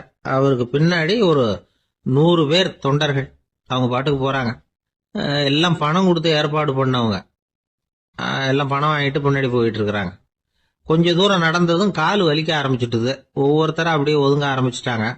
அதான் முன்னாடியே பணம் கிடைச்சிட்டுதே, இனிமே ஒதுங்கினா என்னன்னு ஒதுங்கிட்டாங்க. ஒரு கட்டத்துல குதிரையில போறவர் தற்செயலா திரும்பி பாக்குறாரு. பின்னாடி யாருமே இல்ல. எல்லாரும் ஓடி போயிட்டாங்க. ஒரே ஒரு ஆள் மட்டும் ரொம்ப விசுவாசமா பின்னாடி நடந்து வந்துகிட்டு இருந்தான். ஏன்பா நீ மட்டும் வந்துகிட்டு இருக்கிறிய, நீ வீட்டுக்கு போகலையான்னு கேட்டிருக்காரு அவரு. நீங்க அந்த குதிரையையும் அதுக்குள்ள வாடகை பணத்தையும் கொடுத்துட்டீங்கன்னா நானும் போயிடுவேன் அப்படின்னு நானா இந்த ஆள். கடற்கரை ஓரமா ஒரு பெரியவர் கையால மணலை கீறிக்கிட்டே உட்காந்துருக்கிறார். என்னத்தையும் தேடிட்டு இருக்கிறது மாதிரி தெரிஞ்சது. மெதுவா கிட்டத்துல போய் என்னத்தை தேடிட்டு இருக்கிறீங்க அப்படின்னு கேட்டோம். அவரு சாவகாசமா நிமிர்ந்து பார்த்து நிம்மதியை தேடிட்டு இருக்கிறேன்னார். நாங்க ஒரு மாதிரி ஆயிட்டோம். இருந்தாலும் சமாளிச்சுக்கிட்டு, சார் மணல்ல வந்து கிழிஞ்சல் தான் கிடைக்கும், நிம்மதி கிடைக்காது அப்படின்னோம். சரி இன்னைக்கு வசமா நம்ம கிட்ட ஒரு ஆள் மாட்டிக்கிட்டார் அப்படின்னு நினைச்சு அவர் பக்கமா போய் உட்காந்துக்கிட்டு கதை சொல்ல ஆரம்பிச்சிட்டோம். ஒரு பெரிய மன்னர் இருந்தார். அவருக்கு எல்லா வசதியும் இருந்தது. இருந்தாலும் ஒரே ஒரு குறை. அது என்னன்னா நிம்மதி இல்லைங்கிற குறை. அரண்மனையில தினமும் கலை நிகழ்ச்சி, நாட்டியம் எல்லாம் நடந்துகிட்டு தான் இருந்தது. இருந்தாலும் நிம்மதி இல்லை. சரி நிம்மதி எங்க கிடைக்கும் அப்படின்னு தேட ஆரம்பிச்சார். உடனே அதுக்கான முயற்சிகள்ல தீவிரமா இறங்கினார். நாட்டுல உள்ள தத்துவ மேதைகளை எல்லாம் கூப்பிட்டுட்டு வர சொன்னார். எல்லாரும் வந்து சேர்ந்தாங்க. அவங்கள பார்த்து நிம்மதி எங்க இருக்குது அப்படின்னு விசாரிச்சார். அவங்களுக்கு அது தெரிஞ்சா ஏன் இப்படி ராஜா முன்னாடி வந்து நின்றுட்டு இருக்க போறாங்க? ராஜாவோட கேள்விக்கு ஒவ்வொருத்தரும் ஒவ்வொரு மாதிரி விளக்கம் கொடுக்க ஆரம்பிச்சுட்டாங்க. எந்த பதிலும் ராஜாவுக்கு திருப்தி அளிக்கக்கூடிய அளவுக்கு இல்ல. சரி போயிட்டு வாங்கன்னு சொல்லி அவங்களை எல்லாம் அனுப்பி வச்சுட்டார். ஒரு நாள் அவர் மாளிகையில உப்பரிகையில நின்றுட்டு இருக்கிறார். அந்த சமயத்துல தெருவுல ஒரு பிச்சைக்காரன் ரொம்ப உல்லாசமா பாட்டு பாடிக்கிட்டே போயிட்டு இருக்கிறான். குரல்ல ஒரு சந்தோஷம், நடையில ஒரு மிடுக்கு. அவன்கிட்ட கொஞ்சம் கூட கவலை இருக்கிறதா தெரியல. உடனே ராஜா அதை பார்த்தார். ஏவலாளிகளை வந்து கைதட்டி கூப்பிட்டார். உடனே ஓடி போய் அந்த பிச்சைக்காரனை இங்க அழைச்சிட்டு வாங்கன்னு உத்தரவு போட்டார். இவங்க உடனே ஓடி போய் அவனை கூப்பிட்டாங்க. அரண்மனைக்கு வாழ்ந்தாங்க. அவன் வரல. அரண்மனைக்கு உள்ள அடி எடுத்து வைக்க மாட்டேன்னு சொல்லிவிட்டான். ராஜா கிட்ட வந்து விஷயத்தை சொன்னாங்க. அவருக்கு ரொம்ப ஆச்சரியம், இப்படி ஒரு ஆள் இருக்கிறானா அப்படின்னு. சரி அவன் என்னதான் சொல்றான் அப்படின்னு விசாரிச்சார். இவங்க மறுபடியும் தெருவுக்கு போய் கேட்டாங்க. என்ன பார்க்கணும்னா ராஜா விருப்பப்பட்டாருன்னா அவரை வேணும்னா இங்க வர சொல்லுங்க அப்படின்னு சொல்லிவிட்டான். அதை வந்து ராஜா கிட்ட சொன்னாங்க. அவருக்கு கோபம் வரல. இவ்வளவு சுதந்திர உணர்வோட இருக்கிறவன் சாதாரண ஆளா இருக்க முடியாது அப்படின்னு நினைச்சார். உடனே கிடுகிடுன்னு இறங்கி தெருவுக்கு வந்தார். பிச்சைக்காரங்கிட்ட போனார். நீ கவலைப்படாம சந்தோஷமா பாடிக்கிட்டு போறியே, அது எப்படி முடியுது உன்னால அப்படின்னு கேட்டார். ஏன் அப்படி கேக்குறீங்கன்னா அவன், அதுக்கு இல்ல, எனக்கு அரண்மனையில எவ்வளவோ சுகபோகங்கள்லாம் இருக்கு, இருந்தாலும் நிம்மதி இல்ல. இது ஏன்னு எனக்கு தெரியல. இந்த தேசத்துல உள்ள அறிஞர்களை எல்லாம் கூப்பிட்டு கேட்டு பார்த்துட்டேன், அவங்களுக்கும் தெரியல. உன்னை கேட்டா தெரியும்னு நினைச்சேன், அதனாலதான் சந்திக்கிறதுக்கு ஆசைப்பட்டேன். ஆனா நீ வரமாட்டேன்னுட்டியே அப்படின்னார். பிச்சைக்காரன் கடகடன்னு சிரிக்க ஆரம்பிச்சுட்டான். மகிழ்ச்சிக்கும் உங்களுக்கும் தடையா இருக்கிறது இந்த மாளிகை தான். இதை விட்டுட்டு வெளியில வந்துட்டா நிம்மதி தேடிட்டு வந்துரும்னா. நான் அரசன், எனக்குன்னு கடமைகள் இருக்கு, அதையெல்லாம் விட்டுட்டு எப்படி வர முடியும்னார் ராஜா. ரெண்டும் ஒரே நேரத்துல கிடைக்கணுங்கிறது முடியாத காரியம். உங்க சுகபோகத்துக்கு விலையாதான் உங்க நிம்மதியை கொடுத்துக்கிட்டு இருக்கிறீங்க. என்ன பாருங்க, என்கிட்ட எதுவும் இல்ல, அதனால எதுவும் போயிடுமோங்கிற பயமும் இல்ல, நிம்மதியா இருக்கிறேன் அப்படின்னா அவன். ராஜா உடனே சந்தோஷப்பட்டு தன்னுடைய மேலங்கியை எடுத்து அவனுக்கு பரிசா கொடுத்தாரான். அவன் சிரிச்சுக்கிட்டே அதை வாங்க மாட்டேன்னு விட்டானான். இதை நீங்க எனக்கு கொடுக்கறதுனால எந்த பயனும் இல்ல, அதே நேரத்துல அதை வாங்கிட்டேன்னா அடுத்த வினாடியிலிருந்து அதை எப்படி காப்பாத்துறதுங்கிற கவலை எனக்கு வந்து சேர்ந்துரும். அப்புறம் தூக்கம் வராது, நிம்மதி போயிடும் அப்படின்னு சொல்லிவிட்டு அவன் பாட்டுக்கு சந்தோஷமா பாடிட்டே போயிட்டான். நிம்மதி எங்க இருக்குங்கிறதையும் ராஜா தெரிஞ்சுக்கிட்டார். அந்த இடத்துக்கு தன்னால போக முடியாதுங்கிறதையும் அவர் புரிஞ்சுக்கிட்டார். இப்படி இந்த கதைய அந்த கடற்கரையில மணலை கீறிக்கிட்டே உட்கார்ந்துருந்தார அந்த பெரியவர்கிட்ட சொல்லி முடிச்சோம். அவர் முகத்துல ஒரு தெளிவு தெரிஞ்சது. எங்களை நிமிர்ந்து பார்த்தார். ரொம்ப நன்றிங்க, இப்ப எனக்கு தெரிஞ்சு போச்சு. நிம்மதி வேணும்னா அதுக்கு என்ன பண்ணணும்னு இப்ப நல்லா புரிஞ்சுக்கிட்டேன் அப்படின்னார். என்ன புரிஞ்சுக்கிட்டீங்கன்னு கேட்டோம். இனிமே இந்த பக்கம் வந்தா உங்க கண்ணுல படாத இடமா பார்த்து உட்காரணும்னு புரிஞ்சுக்கிட்டேன் அப்படின்னார். கிபி 1078 வருஷம் மார்ச் மாதம் 19ஆம் தேதி திங்கட்கிழமை அதிகாலை நேரம் ஒரு குழந்தை பிறந்தது. எங்க தெரியுமா? காஸ்பியன் கடலுக்கு தெற்கே பாரசீக மொழி வழங்கிய தபரிஸ்தான் மாநிலத்துல ஜீலான்கிற புனித நகர், அதோட புறநகர் பகுதியில உள்ள நீப்புங்கிற ஊர்ல தான் அந்த குழந்தை பிறந்தது. அந்த இடம் இப்போ ரஷ்யாவில் இருக்கு. அந்த குழந்தை யாருன்னு நினைக்கிறீங்க? அதுதான் முஹித்தீன் பெருமான், ஆன்மீக சாதனைகள் புரிந்த மகான் முஹித்தீன் ஆண்டகை. தன்னுடைய 18வது வயசுல உயர்கல்விக்காக ஜீலான் நகரத்தை விட்டு பகுதாத் நகரத்துக்கு புறப்பட்டு போறார். இளம் பிராயம் தானே, அதனால துணைக்கு ஒரு வர்த்தக கூட்டத்தோட சேர்ந்து போயிட்டு இருக்கிறார். ரொம்ப தூரம் போகணும். ஒவ்வொரு இடமா தங்கி தங்கி போயிட்டு இருக்கிறாங்க. ஒரு இடத்துல ஒரு கொள்ளை கூட்டம் பயங்கரமான ஆயுதங்களோட அவங்கள வழிமறிச்சுட்டுது. அந்த வர்த்தக கூட்டம் வச்சிருந்த பொருள்களை எல்லாம் அவங்க பறிச்சு விடுறாங்க. இவங்களும் பயந்துகிட்டு இருந்தது எல்லாத்தையும் அவங்க கிட்ட கொடுத்துடுறாங்க. முஹித்தீன் ஆண்டகை மட்டும் இதையெல்லாம் பார்த்துக்கிட்டு தனியா ஒதுங்கி நிக்கிறார். ஒரு 18 வயசு பையன் மட்டும் இப்படி தனியா அநாத சிறுவன் மாதிரி நின்றுட்டு இருக்கிறத அந்த கொள்ளை கூட்டத்துல இருந்த ஒருத்தன் பாக்குறான். கிட்ட நெருங்கி வர்றான். அலட்சியமாவும் கிண்டலாவும் உங்ககிட்ட ஏதாவது இருக்குதா அப்படின்னு கேக்குறான். இவங்கிட்ட என்ன இருக்க போகுது அப்படிங்கிற நம்பிக்கையில அவன் அப்படி கேக்குறான். உடனே இவரு ஓ இருக்குதே, என்கிட்ட 40 தீனார் இருக்கு அப்படிங்கிறார். இப்படி சொல்லியும் அந்த கொள்ளைக்காரனுக்கு நம்பிக்கை வரல. என்னிடம் விளையாடாத, பொய் சொல்லாத, உண்மையை சொல்லு அப்படிங்கிறான் அவன். உண்மையைத்தான் சொல்றேன், என்கிட்ட 40 தீனார் இருக்கு அப்படிங்கிறார் இவர். எங்க வச்சிருக்கிற அப்படின்னு கேக்குறான். சட்டையின் விழாப்புறத்துல உள்ள பகுதியில அதை வச்சு தச்சிருக்கிறாங்க அப்படின்னு உண்மையை சொல்றார். உடனே கொள்ளை கூட்ட தலைவன் அதை கத்தியால கீறிப்பார் அப்படின்னு உத்தரவு போடுறான். அந்த சட்டையை கிழிக்கிறாங்க. உள்ள இருந்து 40 பொற்காசுகளும் பொல பொலன்னு கீழே கொட்டுச்சு. அதை பார்த்த உடனே அந்த கொள்ளை கூட்ட தலைவன் மலைச்சு போய் நின்னுட்டான்.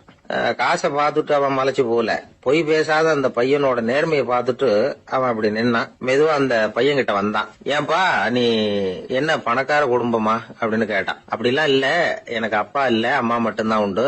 எங்க அப்பா எனக்குன்னு விட்டு போன சொத்தே இந்த 40 தீனார் தான் அப்படின்னாரு இவர். அப்படி இருந்துமா உண்மை பேசணும்னு ஆசைப்பட்டேன். என்கிட்ட ஒண்ணும் இல்லைன்னு ஒரு வார்த்தை சொன்ன உன்னை விட்டுருப்போமே அப்படின்னா அவன். அப்படி இல்லைங்க, நான் இறைவன் திருநாமத்தை அறியக்கூடிய கல்வி ஞானத்துக்காக இப்ப போயிட்டு இருக்கிறேன். இறைவன் திருநாமத்தை உச்சரிக்க வேண்டிய நாவால பொய் பேசக்கூடாதுன்னு எங்க அம்மா சொல்லியிருக்கிறாங்க. அதனால நான் எப்பவுமே பொய் சொல்ல மாட்டேன் அப்படின்னு என்னுடைய தாய்க்கு வாக்கு கொடுத்திருக்கிறேன் அப்படின்னார் அவர். முஹித்தீன் பெருமான் வார்த்தைகளை கேட்ட அந்த கொள்ளையர்கள் மனம் திருந்தி நல்லவங்களா ஆயிடுறாங்க. அந்த கொள்ளையர் தலைவன் பிற்காலத்துல ஒரு பெரிய மகான் ஆயிடுறார். பெரியவர்கள் வாழ்க்கையில நடக்கிற இது மாதிரி சம்பவங்கள் தான் நாம நல்ல விதமா வாழறதுக்கு துணையா இருக்கும். அந்த காலத்துல கொள்ளையர்களே பெரியவங்க செயலை பார்த்து மனம் திருந்தி இருக்கிறாங்க. இந்த காலத்துல யார் இப்படி இருக்கிறா? இந்த காலத்துல மகான் ஒருத்தரை பார்த்தேன், எனக்கு வேண்டியப்பட்ட மகான். ஏங்க நீங்களும் மகான் ஆகிறதுக்கு முன்னாடி கொள்ளடிச்சிட்டு இருந்தீங்களா அப்படின்னு கேட்டேன். அவர் மெதுவா கண்ணை திறந்து என்ன நிமிந்து பார்த்தார். அப்படி இல்லப்பா, நான் கொள்ளை அடிக்கிறதுக்காகத்தான் மகானாவே ஆகி இருக்கிறேன் அப்படின்னு சொல்லிவிட்டு மறுபடியும் கண்ணை மூடிட்டார். என்னுடைய நண்பர் ஒருத்தர், அவருக்கு ஜாதகத்துல நம்பிக்கை உண்டு. அவரே ஜோசியம்லாம் பார்ப்பார். என்ன சார் இந்த காலத்துல இதையெல்லாம் நம்பிக்கிட்டு இருக்கீங்களேன்னு கேட்டா, உங்களுக்கு ஒன்றும் தெரியாது சார், இந்த உலகத்துல ஒவ்வொருத்தரும் அவங்கவுங்க செய்யற நல்லது கெட்டதுக்கு தகுந்த பலனை அனுபவிச்சே தீரணும் பார். அது மட்டும் இல்ல, ஒருத்தன் செத்துட்டா கூட அவன் செஞ்ச பாவ புண்ணியங்கள் கூடவே போயிட்டு இருக்கோம் பார். அது எப்படி கூட போகும் அப்படின்னு குதர்க்கமா கேட்டா, அதுக்கு அவர் ஒரு கதை சொன்னார். அது ரொம்ப சுவாரஸ்யமா இருந்தது. ஒரு ஊர்ல ஒருத்தர் இருந்தாராம். அவர் ஜோசியம் பார்க்கறதுல ரொம்ப கெட்டிக்காரரு. ஒருத்தருடைய தலைமுடியை மட்டும் அவர்கிட்ட காட்டினா போதும், அதை மட்டும் பார்த்துட்டு அவருடைய ஜாதகத்தையே சொல்லிவிடுவாராம். அப்பேற்பட்ட திறமை. அந்த ஆள் ஒரு சமயம் கன்னியாகுமரி கடற்கரைக்கு போயிருந்திருக்கிறார். அங்க கரை ஓரமா ஒரு மண்டை ஓடு கிடந்திருக்கு. அதை எடுத்து பார்த்திருக்கிறார். அந்த மண்டை ஓட்டை வச்சுக்கிட்டே அதோட ஜாதகத்தை அலசியிருக்கிறார். இந்த மண்டை ஓட்டுக்கு ஒரு ஆசாமி வாழ்க்கையில ரொம்ப கஷ்டப்பட்டு இருக்கிறான், நிறைய கஷ்டத்தை அனுபவிச்சிருக்கிறான், அது தாங்க முடியாம தான் கடல்ல வந்து தற்கொலை பண்ணிட்டு இருக்கான் அப்படிங்கறத அவர் கணிச்சுட்டார். இருந்தாலும் இந்த மண்டை ஓடு இன்னமும் அனுபவிக்க வேண்டியது பாக்கி இருக்கு அப்படிங்கறதையும் அவர் உணர்றார். அது சரி, ஒருத்த உயிரோட இருக்கிற வரைக்கும் தானே நல்லது கெட்டதை அனுபவிக்க முடியும். செத்ததுக்கு அப்புறமும் பாக்கி இருக்குன்னா அதை எப்படி அனுபவிக்கிறது? இந்த மண்டை ஓட்டுக்கு இன்னும் கொஞ்சம் பாக்கி இருக்கு அப்படிங்கிறது அவருக்கு புரிஞ்சதே தவிர அதோட அர்த்தம் என்னங்கிறது அவருக்கு சரியா விளங்கல. சரி, இதை இன்னும் கொஞ்சம் விவரமா ஆராய்ச்சி பண்ணி பார்ப்போம் அப்படின்னு நினைச்சுக்கிட்டு அதை தன்னுடைய வீட்டுக்கு எடுத்துட்டு போயிட்டார். அந்த மண்டை ஓட்டை ஒரு பொட்டியில் வச்சு பூட்டினார். தன்னுடைய தனி அறையில் அதை பத்திரமா வச்சுக்கிட்டார். தினமும் ராத்திரி ஆனதும் தன்னுடைய மனைவியை பார்த்து, நீ போய் பூஜை அறையில் தனியாக படுத்துக்கோ அப்படின்னு சொல்லிவிட்டு, இவர் தினம் ராத்திரி 12 மணிக்கு பொட்டியை திறந்து அதை பார்ப்பார். மண்டை ஓடு அப்படியே இருந்ததே தவிர இன்னும் கொஞ்சம் பாக்கி இருக்குங்கிறதுக்கு அர்த்தம் அவருக்கு விளங்கலை. அந்த மண்டை ஓட்டுக்கு இன்னும் என்ன பாக்கி இருக்க போகுது? இப்படியே ஒரு 10 நாள் போச்சு. அந்த வீட்டம்மாவுக்கு சந்தேகம் வந்துட்டுது. நம்ம வீட்டுக்காரர் நம்மளை தனியாக ஏன் தூங்க சொல்கிறார் அப்படிங்கிற சந்தேகம். உடனே பக்கத்து வீட்டு அம்மா கிட்ட விஷயத்தை சொல்லியிருக்கிறாங்க. அந்த அம்மா உடனே, நீ கவலைப்படாத, நான் கண்டுபிடிச்சி சொல்கிறேன்னு சொல்லிவிட்டாங்களாம். அன்னைக்கு ராத்திரியே ஜன்னல் வழியாக எட்டி பார்த்துருக்குறாங்க. இந்த ஆள் மண்டை ஓட்டை கையில் வச்சுக்கிட்டு அதை திருப்பி திருப்பி அப்படியும் அப்படியும் பார்த்துக்கிட்டு இருந்தது தெரிஞ்சுட்டுது. மறுநாள் காலையில் அவரோட மனைவியை பார்த்தாங்க. ஏம்மா, உன் வீட்டுக்காரருக்கு நீ முதல் மனைவியா 2வது மனைவியா அப்படின்னு கேட்டாங்க. எனக்கு தெரிஞ்ச வரைக்கும் நான் ஒருத்தி தான் அவருடைய மனைவின்னாங்க. அப்படி இல்லை, நீ அவருக்கு 2வது மனைவி. முதல் மனைவியின் மண்டை ஓடு தான் அவர் கையில் இருக்குப்போ, அதை தான் அவர் தினமும் ராத்திரியில் எடுத்து பார்த்துக்கிட்டு இருக்கிறாரு அப்படின்னு விட்டாங்க அந்த அடுத்த வீட்டம்மா. அப்படியா விஷயம்னு சொல்லிவிட்டு, கணவன் வீட்டில் இல்லாத நேரமாக பார்த்து அந்த மண்டை ஓட்டை எடுத்து கொண்டாந்து ஒரு உரல்ல போட்டு உலக்கையால் குத்தி நொறுக்க ஆரம்பிச்சுட்டுது அந்த அம்மா. வெளியே போயிருந்த அந்த ஆள் அப்போதான் உள்ளே நுழைஞ்சார். மண்டை ஓடு உலக்கை கிட்ட குத்து வாங்கிட்டு இருக்கு. அது அனுபவிக்க வேண்டியது இன்னும் கொஞ்சம் பாக்கி இருக்கு அப்படிங்கிறதுக்கான அர்த்தம் எனக்கு இப்போதான் புரிஞ்சுதுன்னாராம் அவர். இந்த கதையிலிருந்து நாம் இன்னொரு நீதியையும் புரிஞ்சுக்கணும். அதாவது நம்ம வீட்டை பற்றி நமக்கு தெரியாததெல்லாம் அடுத்த வீட்டுக்காரங்களுக்கு நல்லா தெரியும். ஆஃபீஸ் முடிஞ்சு வீட்டுக்கு போகிற சமயத்தில் ஒருத்தர் கடைக்கு போய் ஸ்வீட் வாங்கினார். சரி, வீட்டுக்கு பிள்ளைங்களுக்கு தான் வாங்கிட்டு போகிறார் அப்படின்னு மற்றவங்க நினச்சாங்க. அவர் அப்படி செய்யலை. அந்த இடத்துலையே பொட்டலத்தை பிரித்தார். திருட மாதிரி அப்படியே சுற்றி ஒரு தரம் பார்த்துக்கிட்டார். யாரும் தெரிஞ்சவங்க இல்லைங்கிறத முடிவு பண்ணிவிட்டு அவசரமாக அதை அப்படியே போட்டு முழுகிவிட்டு கையை தொடச்சிக்கிட்டு நல்ல பிள்ளை மாதிரி நடந்து போக ஆரம்பிச்சிட்டார். அவர் யாருன்னா, அவரோட பிரச்சனை எல்லாருக்கும் தெரியாது, சில பேருக்கு தான் தெரியும்.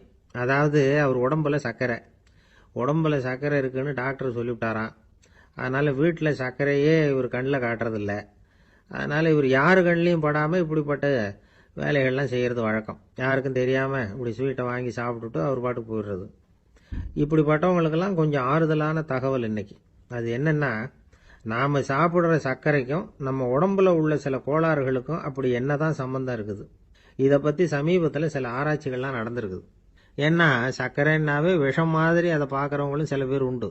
சின்ன பிள்ளைங்களுக்கு வயத்தில் பூச்சி உண்டாகிறதுலேருந்து பெரியவங்களுக்கு நீரிழிவு வர்ற வரைக்கும் எல்லாத்துக்கும் சர்க்கரை தான் காரணம்னு சொல்லிகிட்டு இருக்கிறோம்.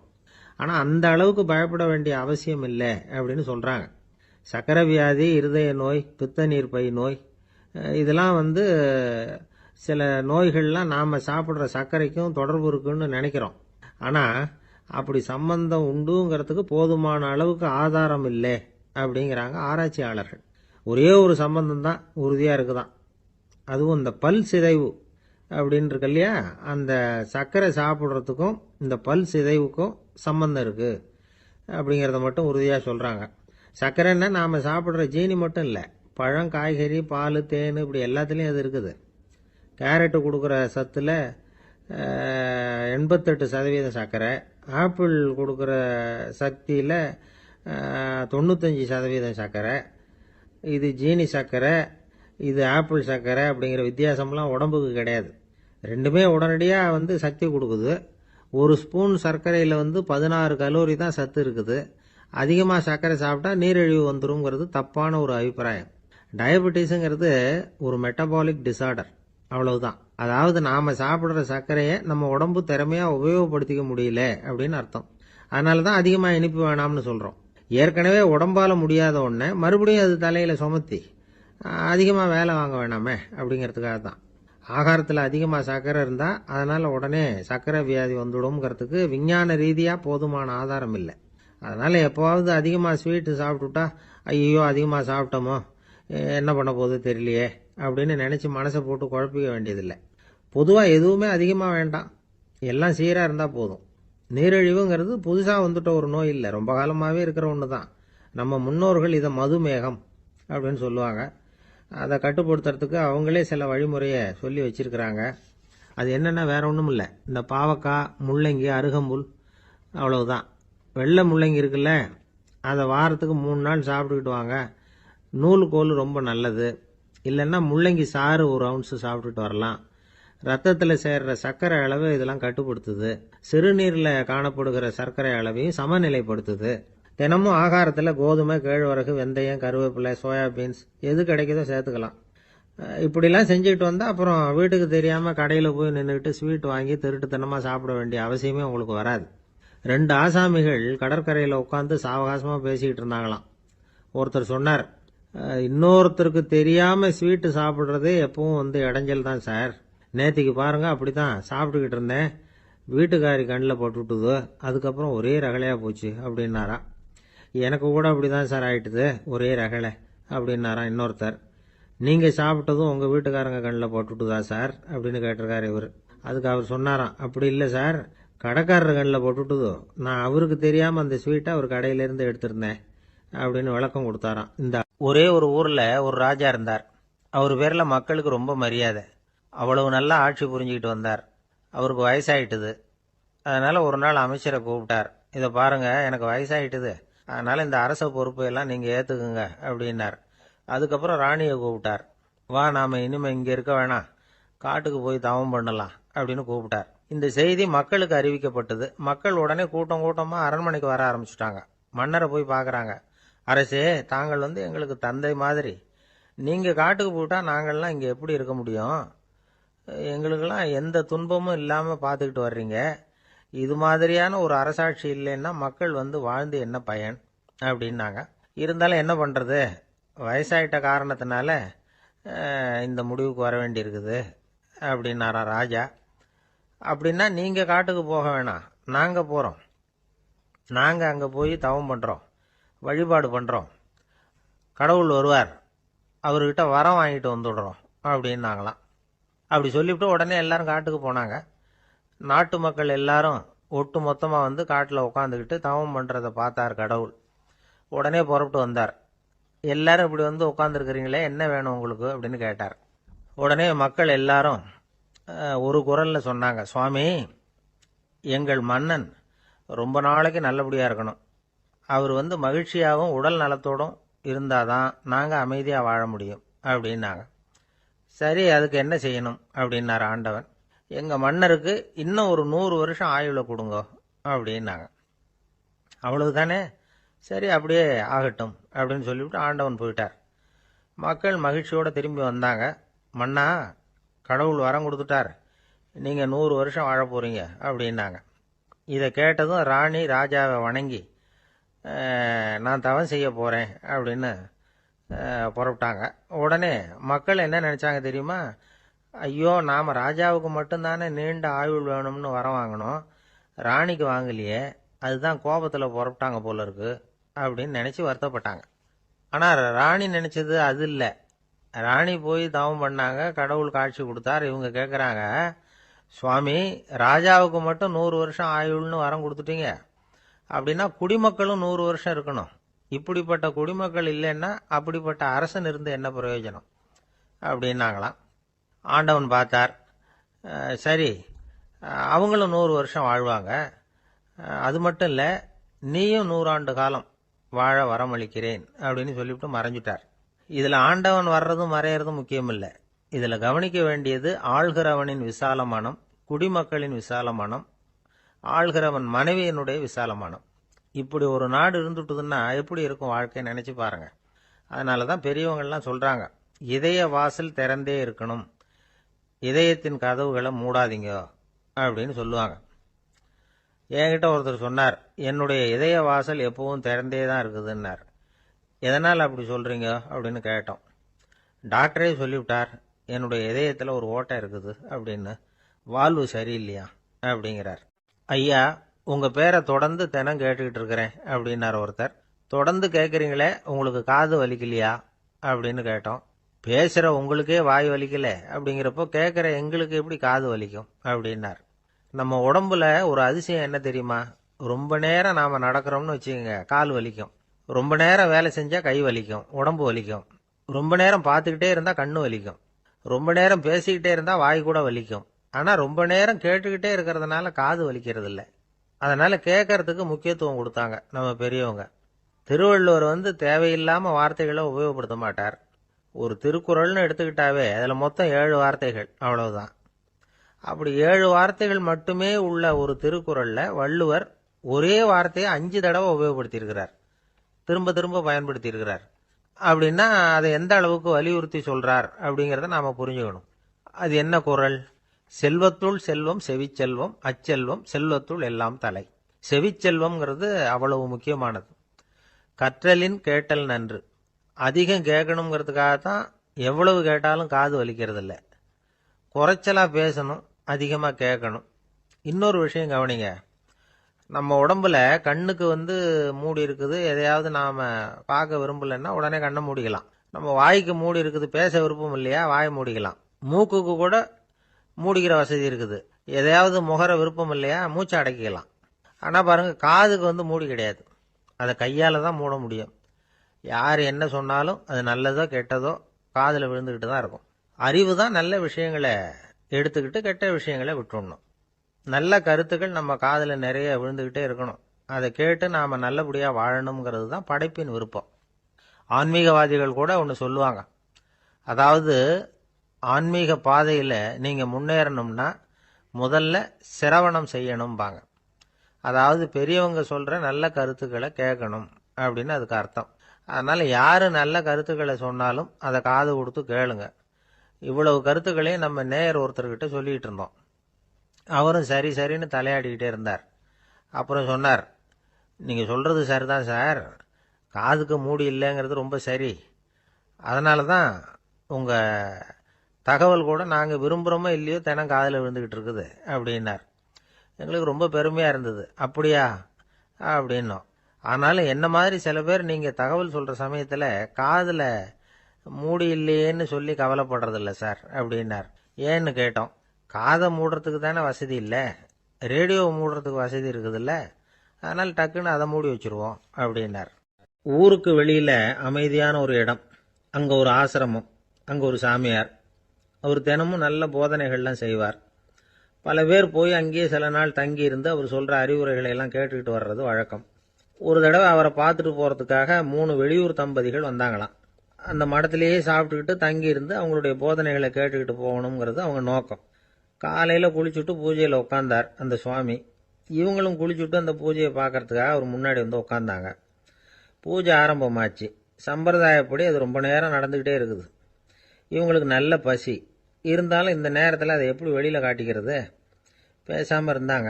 அந்த சுவாமி பூஜையை முடிச்சார். அதுக்கப்புறம் பேச ஆரம்பிச்சார். பேச்சு அருமையாக தான் இருந்தது, அமிர்தமாக தான் இருந்தது. இருந்தாலும் இவங்களுக்கு இருக்கிற வயிற்று பசி அது சரியாக கவனிக்க விடலை.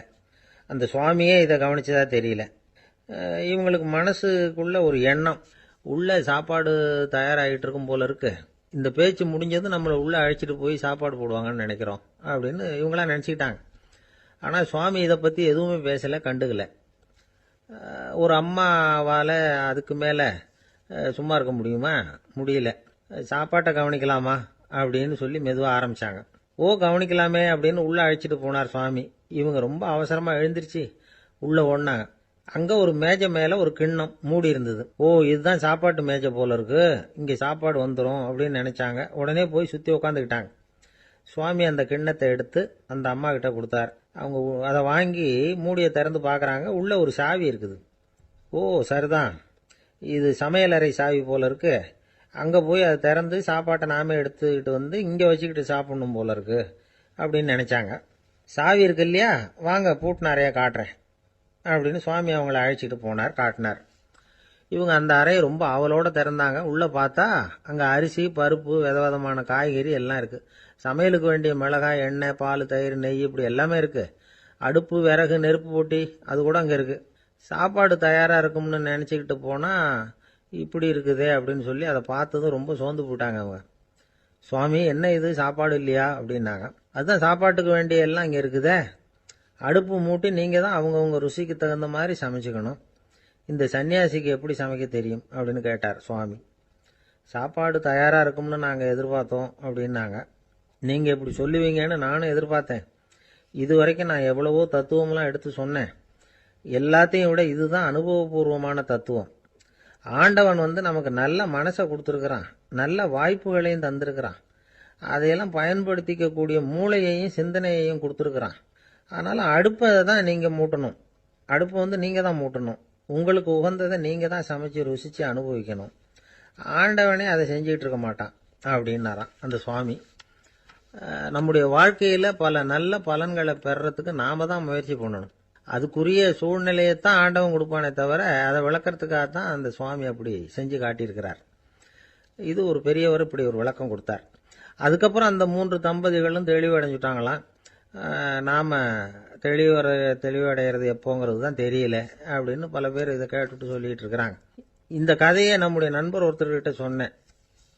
அந்த நண்பர் ரொம்ப சந்தோஷப்பட்டார். நீங்கள் சொல்கிறது கரெக்டு சார், ஆனால் நான் அதை விட ஒரு படி மேலே சார். எனக்கெல்லாம் அரிசி பருப்பு இருக்கிற ரூம் எதுன்னு கையை காட்டிட்டா போதும். உடனே கிண்ணத்துலேருந்து சாவியை எடுத்து கொடுக்கணுங்கிற அவசியம்லாம் இல்லை எனக்கு. அப்புறம் எப்படி ரூமை திறந்துருவீங்க அப்படின்னு கேட்டேன். பூட்டை உடைச்சி திறந்துருவேன், அதுதான் எனக்கு பழக்கம் அப்படிங்கிறார். ஒருத்தரை பார்த்து உன்னுடைய நண்பர்கள் யார் அப்படின்னு ஒரு கேள்வி கேட்டு பாருங்க. கொஞ்சம் யோசிச்சு பதில் சொல்லுவாங்க. அவங்க கிட்டேயே உன்னுடைய எதிரிகள் யார் அப்படின்னு கேளுங்க, கடகடன்னு ஒப்பிச்சிருவாங்க. நம்ம மனசு இருக்க அது எப்படின்னா, நம்ம நண்பர்களை விட எதிரிகளை அது நல்லா ஞாபகத்தில் வச்சுக்கும். இது ஒரு ஆச்சரியமான உண்மை. உங்களால் நண்பர்களை மறந்துட முடியும், ஆனால் எதிரிகளை மறந்துட முடியாது. இது ஒரு வேடிக்கையான நிலைமை தான்.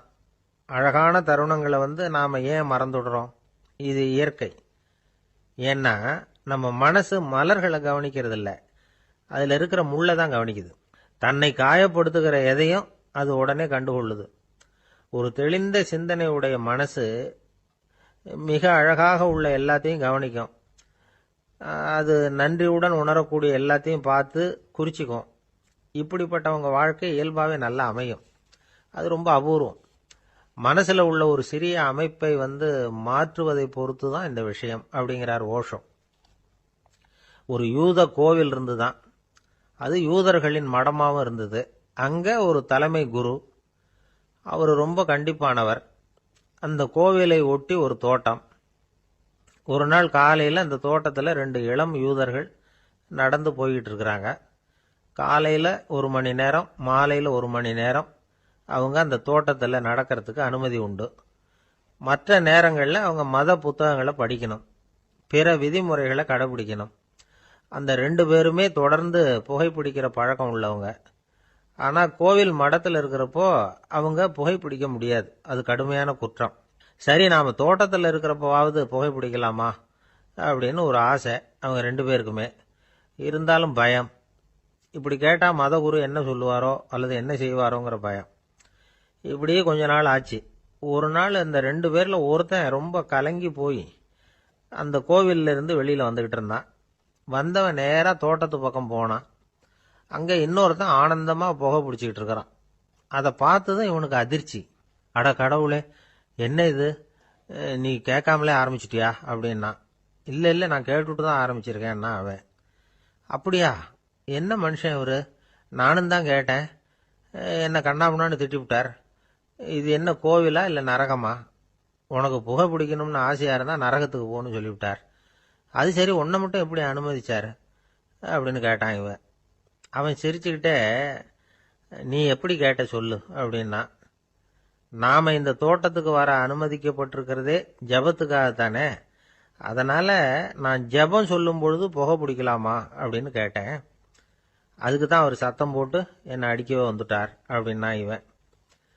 நீ ஒரு மாதிரியாக கேட்டிருக்க, நான் வேற மாதிரியாக கேட்டிருக்கிறேன்.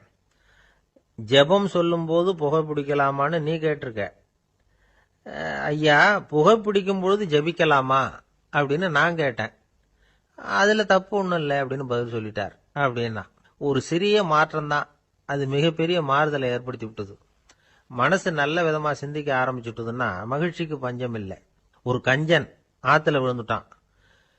வெள்ளத்தில் தத்தளிச்சுக்கிட்டு இருக்கிறான். கரையில் நின்ன ஒருத்தர், உன் கையை கொண்டா இப்படி பிடிச்சி இழுத்து கரையில் சேர்த்து விடுறேன்னார். எதையும் கொடுத்து பழக்கம் இல்லாத அவன் கையையும் கொடுக்க மாட்டேன்னுட்டான். இவர் பார்த்தார். உன் கையை கொடுன்னு சொல்றதுக்கு பதிலாக நான் என் கையை கொடுக்குறேன் பிடிச்சிக்கோ அப்படின்னார். அவன் கப்புன்னு பிடிச்சிக்கிட்டான், இழுத்து கரையில் போட்டார். ஒரு ஊரில் ஒரு ராஜா இருந்தார். அவர் ஒரு பூனை வளர்த்தார். ரொம்ப செல்லமாக அவர் அந்த பூனையை வளர்த்தார். அவர் என்ன பண்ணுவார் தெரியுமா? இரவு நேரத்தில் அந்த பூனையோட தலையில ஒரு விளக்க வச்சிருவார். அந்த பூனை ரொம்ப ஜாக்கிரதையா அந்த விளக்கு கீழே விழுந்துடாம பார்த்துக்கும். தலையை ஆட்டாம ரொம்ப நிதானமா ராஜா பின்னாடி நடந்து போய்கிட்டே இருக்கும். அந்த விளக்கு வெளிச்சத்துல எல்லா வேலைகளையும் செஞ்சிருவார். கையில ஒரு விளக்க தனியா எடுத்துட்டு போக வேண்டிய அவசியமே இல்லை. விளக்க தூக்கிட்டு போற வேலையை அந்த பூனை பார்த்துக்கும். அதனால ராஜாவுக்கு அந்த பூனை மேல ரொம்ப பிரியம். மந்திரிகளை எல்லாம் கூப்பிட்டு அவங்க கிட்ட சொல்லுவார், பாத்தீங்களா இந்த பூனை எவ்வளவு விசுவாசமா நடக்குது, என் பேர்ல எவ்வளவு மரியாதை பாத்தீங்களா அதுக்கு அப்படிம்பார். இதை கேட்டுட்டு அங்கிருந்த அமைச்சர்கள் ஒருத்தர் சொன்னார், மன்னா நீங்க சொல்றது சரிதான், இருந்தாலும் இந்த பூனையோட விசுவாசத்தை நாம கொஞ்சம் சோதிச்சு பார்க்க வேண்டியிருக்கு அப்படின்னாராம். சரி, உங்க ஆசையை ஏன் கெடுக்கணும், நல்லா சோதிச்சு பாருங்க அப்படின்னு சொல்லிவிட்டார் ராஜா. உடனே அந்த அமைச்சர் என்ன பண்ணார் தெரியுமா, எங்கேயோ புறப்பட்டு போனார். ஒரு 5-6 எலிகளை பிடிச்சிட்டு வந்தார். அரண்மனையில் ராஜா ஏதோ வேலை பார்த்துக்கிட்டு இருக்கிறாரு. பக்கத்தில் அந்த பூனை ரொம்ப பணிவா நின்றுகிட்டு இருக்குது. அது தலையில விளக்கு எரிஞ்சுக்கிட்டு இருக்கு. அமைச்சர் தான் பிடிச்சிட்டு வந்த எலிகளை அந்த பூனை பார்வையில் படுறது மாதிரி எதிரில் விட்டார். அந்த எலிகள்லாம் அங்கேயும் இங்கேயும் ஓட ஆரம்பிச்சுது. அதை பார்த்தது பூனை, அவ்வளவுதான். தலையில இருக்கிற விளக்க பத்தியும் கவலைப்படல, ராஜாவை பத்தியும் கவலைப்படல. ஒரே பாய்ச்சலா பாஞ்சு எலிகளை துரத்த ஆரம்பிச்சுட்டுது. தலையில இருந்த விளக்கு எங்கேயோ போய் விழுந்தது, அணைஞ்சு போச்சு. இருட்டுல ராஜா தடுமாற ஆரம்பிச்சுட்டார். இந்த சமயத்துல அந்த அமைச்சர் மறுபடியும் விளக்க ஏத்தினார். வெளிச்சம் வந்தது. அதுக்கப்புறம் அந்த அமைச்சர் பேசினார், அரசே, பூனையோட விசுவாசத்தை பாத்தீங்களா, எலி அது கண்ணுல படுற வரைக்கும் தான் விசுவாசமா இருந்தது. அது மாதிரி எலிய பார்த்ததும் எல்லாத்தையும் விட்டுட்டு அதை துரத்த ஆரம்பிச்சுட்டு பாத்தீங்களா. தான் அந்த பூனையை பத்தி நினைச்சது தப்புங்கிறது அதுக்கப்புறம் தான் அந்த ராஜாவுக்கு புரிஞ்சுதான். சரி, இப்ப எதுக்கு இந்த கதையெல்லாம் அப்படிங்கிறீங்களா. இந்த பூனை மாதிரி தான் நம்ம மனசும். மனசை எவ்வளவுதான் பயிற்சி கொடுத்து பக்குவமா வச்சிருந்தாலும் பார்க்கறதுக்கு பரமசாது மாதிரி தான் இருக்கும். பார்க்க வேண்டியதை பார்த்துட்டுதுன்னா பாஞ்சிரும். இந்த பூனை மாதிரி புலன் இன்ப பொருள்கள் கிட்டாத வரைக்கும் மனம் அடங்கி இருக்கிறது மாதிரி தான் தெரியும். கொஞ்சம் வாய்ப்பு கிடைச்சாலும் அது குதிக்க ஆரம்பிச்சிரும், தப்பு பண்ண ஆரம்பிச்சிரும். பெரிய பெரிய முனிவர்கள் வாழ்க்கையில நடந்த வீழ்ச்சி இதை தான் நிரூபிக்குது. புலன்களின் ஆற்றல் அதிகம். அதனால மனக்கட்டுப்பாடு பயிற்சிகள்ல ரொம்ப எச்சரிக்கையா இருக்கணுங்கிறார் சுவாமி சிவானந்தர். மது பழக்கத்தையே விட்டுட்டேன்னு உறுதியா இருப்பான். கடை கண்ணுல பட்டுட்டுதுன்னா காலு அவனை கேட்காமலே இழுத்துக்கிட்டு உள்ள போயிடும். இதுதான் மனசுங்கிறது. அதுதான் அந்த ராஜா வளர்த்த பூனை. நம்மால் ஒருத்தன் அந்த ராஜா பூனை தலையில விளக்க வச்சது மாதிரி இவன் தன்னுடைய தலையிலேயே ஒரு விளக்க ஏற்றி வச்சுக்கிட்டு என்னத்தையோ தேட ஆரம்பிச்சான். தேடிட்டு இருக்கிறான். தலையை ஆட்டாம நிதானமா நடந்து ரொம்ப நேரமா தேடிட்டு இருக்கிறான். அந்த சமயம் அங்க வந்த ஒருத்தர், என்னத்தை தேடுறீங்கன்னு கேட்டார். அதுதான் மறந்து போச்சு அப்படின்னு இழுத்தான். சரி, கொஞ்சம் இப்படி உட்காருங்க, ஞாபகம் வந்ததும் தேட ஆரம்பிக்கலாம் அப்படின்னாரு அவரு. இவன் கொஞ்ச நேரம் உட்காந்து யோசிச்சான். அப்புறம் திடீர்னு எழுந்திருச்சான். ஞாபகம் வந்துட்டுதுன்னா. என்னன்னு கேட்டார். எங்க வீட்டுல இருந்த விளக்க எங்க வச்சேன்னு தெரியல, அதுதான் தேடிட்டு இருக்கிறேன், ஏத்தி வைக்கலாம்னு பாக்குறேன் அப்படின்னா. ஒரு பெரியவர் உட்கார்ந்து இருக்கிறார். அவரை சுத்தி அவருடைய தோழர்கள் உட்கார்ந்துருக்கிறாங்க. ஏதோ ஒரு முக்கியமான செய்தியை அவர் அவங்களுக்கு சொல்லிட்டு இருக்கிறார். அவங்களும் ஆர்வமா கேட்டுக்கிட்டு இருக்கிறாங்க. இந்த சமயத்துல யாரோ ஒரு ஆள் வேகமா அங்க வர்றார். வர்ற வேகத்திலேயே எனக்கு ஏதாவது உதவி செய்யுங்க அப்படின்னு கேட்டுக்கிட்டே வர்றார். கேட்கறது உதவி, ஆனா குரல் மிரட்டுறது மாதிரி இருக்கு, அதட்டி கேட்கறது மாதிரி இருக்கு. இதை கேட்டது அந்த பெரியவர் ஆத்திரப்படலை, ஆனா அவரை சுத்தி இருந்தவங்க ஆத்திரப்பட்டாங்க. இதை பெரியவர் கவனிச்சார். கொஞ்சம் அமைதியா இருங்கன்னார்.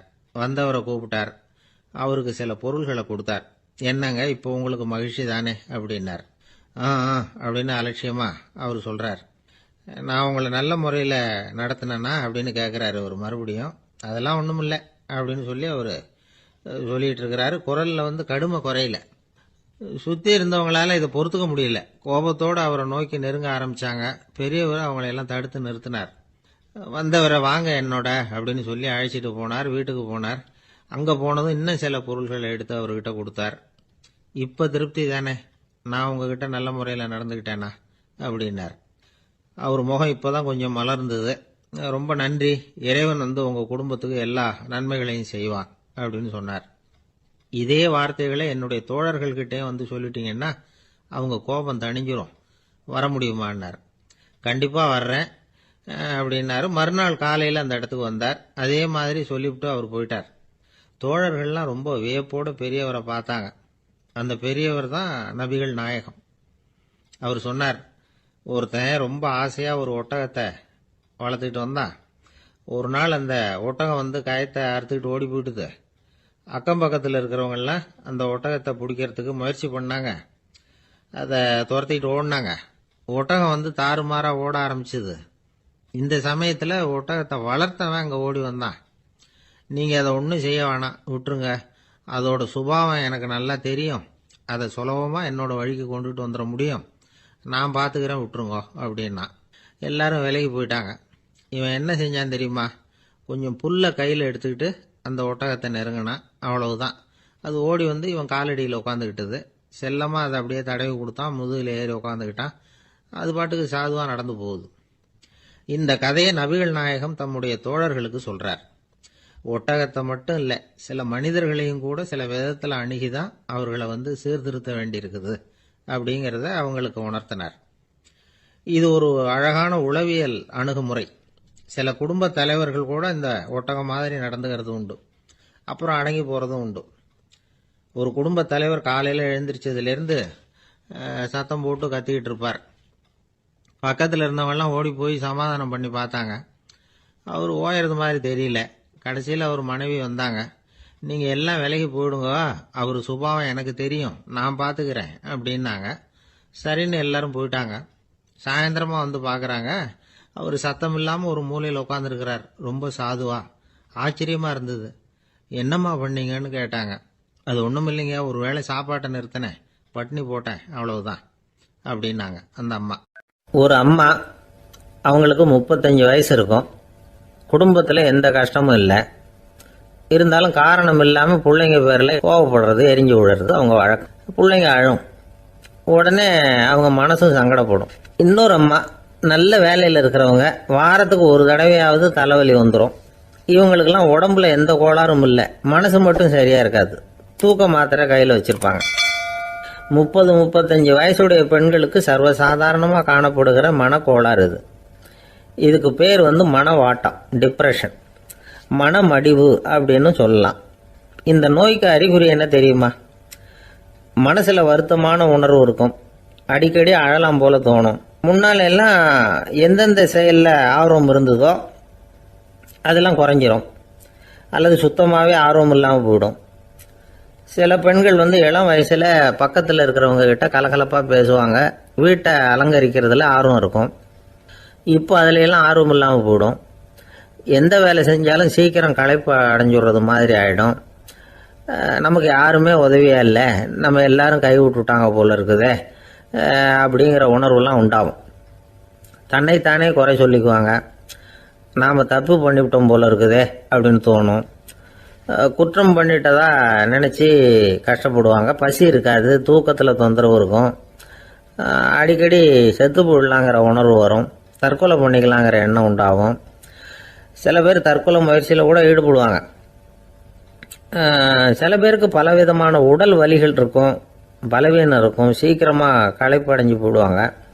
இதெல்லாம் மனவாட்ட நோய்க்கான தன்மைகள். இந்த மனவாட்டம், அதாவது டிப்ரெஷனை வந்து 2 வகையாக பிரிக்கலாமா. ஒன்று தானாக உண்டாக்கிக்கிறது, இன்னொன்று எதிர் விளைவை உண்டு பண்ணுகிற அல்லது நரம்பு சம்பந்தப்பட்ட டிப்ரெஷன். தானாக உண்டாக்கிக்கிற மனவாட்ட நோய் இருக்கு பாருங்க, அதுக்கு ஏதாவது சூழ்நிலை காரணமாக இருக்கலாம், அல்லது இல்லாமலும் போகலாம். மூளையில் வந்து டோபாமைன் அல்லது செரட்டோனின் இதோட அளவு வந்து குறையும் பொழுது இந்த டிப்ரெஷன் உண்டாகுது. இதுக்கு ஓரளவு பிறவி காரணங்கள் கூட இருக்கலாம். குடும்பத்தில் வேற சிலருக்கும் வரலாம். பாதிக்கப்பட்ட பெண்ணை வந்து பார்க்கறதுக்கு பலவீனமாக தெரியும், கடுமையான குற்ற உணர்வு இருக்கும், தனியாக இருக்கிறதுக்கு ஆசைப்படுவாங்க, நடு ராத்திரியில் எழுந்திரிச்சு உட்காந்து கஷ்டப்பட்டுக்கிட்டு இருப்பாங்க, கொடூரமான முறையில் தற்கொலை பண்ணிக்க முயற்சி பண்ணுவாங்க, தீ வச்சுக்கிறது, அமிலத்தை குடிக்கிறது, தூக்கில் தொங்குறது. இப்படி தானாக வரவழைச்சிக்கிற மனவாட்ட நோய் வந்து மறையக்கூடிய நோய். ஒரு தடவை வந்தால் 3லேருந்து 6 மாதம் வரைக்கும் நீடிக்கும். இடைப்பட்ட காலங்களில் நோயாளி இயல்பாக இருப்பார். எதிர் விளைவை உண்டு பண்ணுகிற அல்லது நரம்பு சம்பந்தப்பட்ட மனவாட்ட நோய் எப்படின்னா, கணவன் மனைவி, மாமியார் மருமகள், இப்படிப்பட்ட உறவு முறை பிரச்சனைகள், தோல்விகள், எரிச்சல்கள், ஆபீஸ் பிரச்சனை, இப்படிப்பட்ட சூழ்நிலையால் உண்டாகிறது. எல்லாத்துக்கும் மருந்து இருக்குது, மார்க்கம் இருக்குது, கவலைப்பட வேண்டியதில்லை, தைரியமாக இருக்கணும். உளவியல் மருத்துவம் இதுக்கு ரொம்ப உபயோகமாக இருக்கும். சில பெண்களை பாருங்கள், அவங்க எதுக்கும் அலட்டிக்கிறது இல்லை.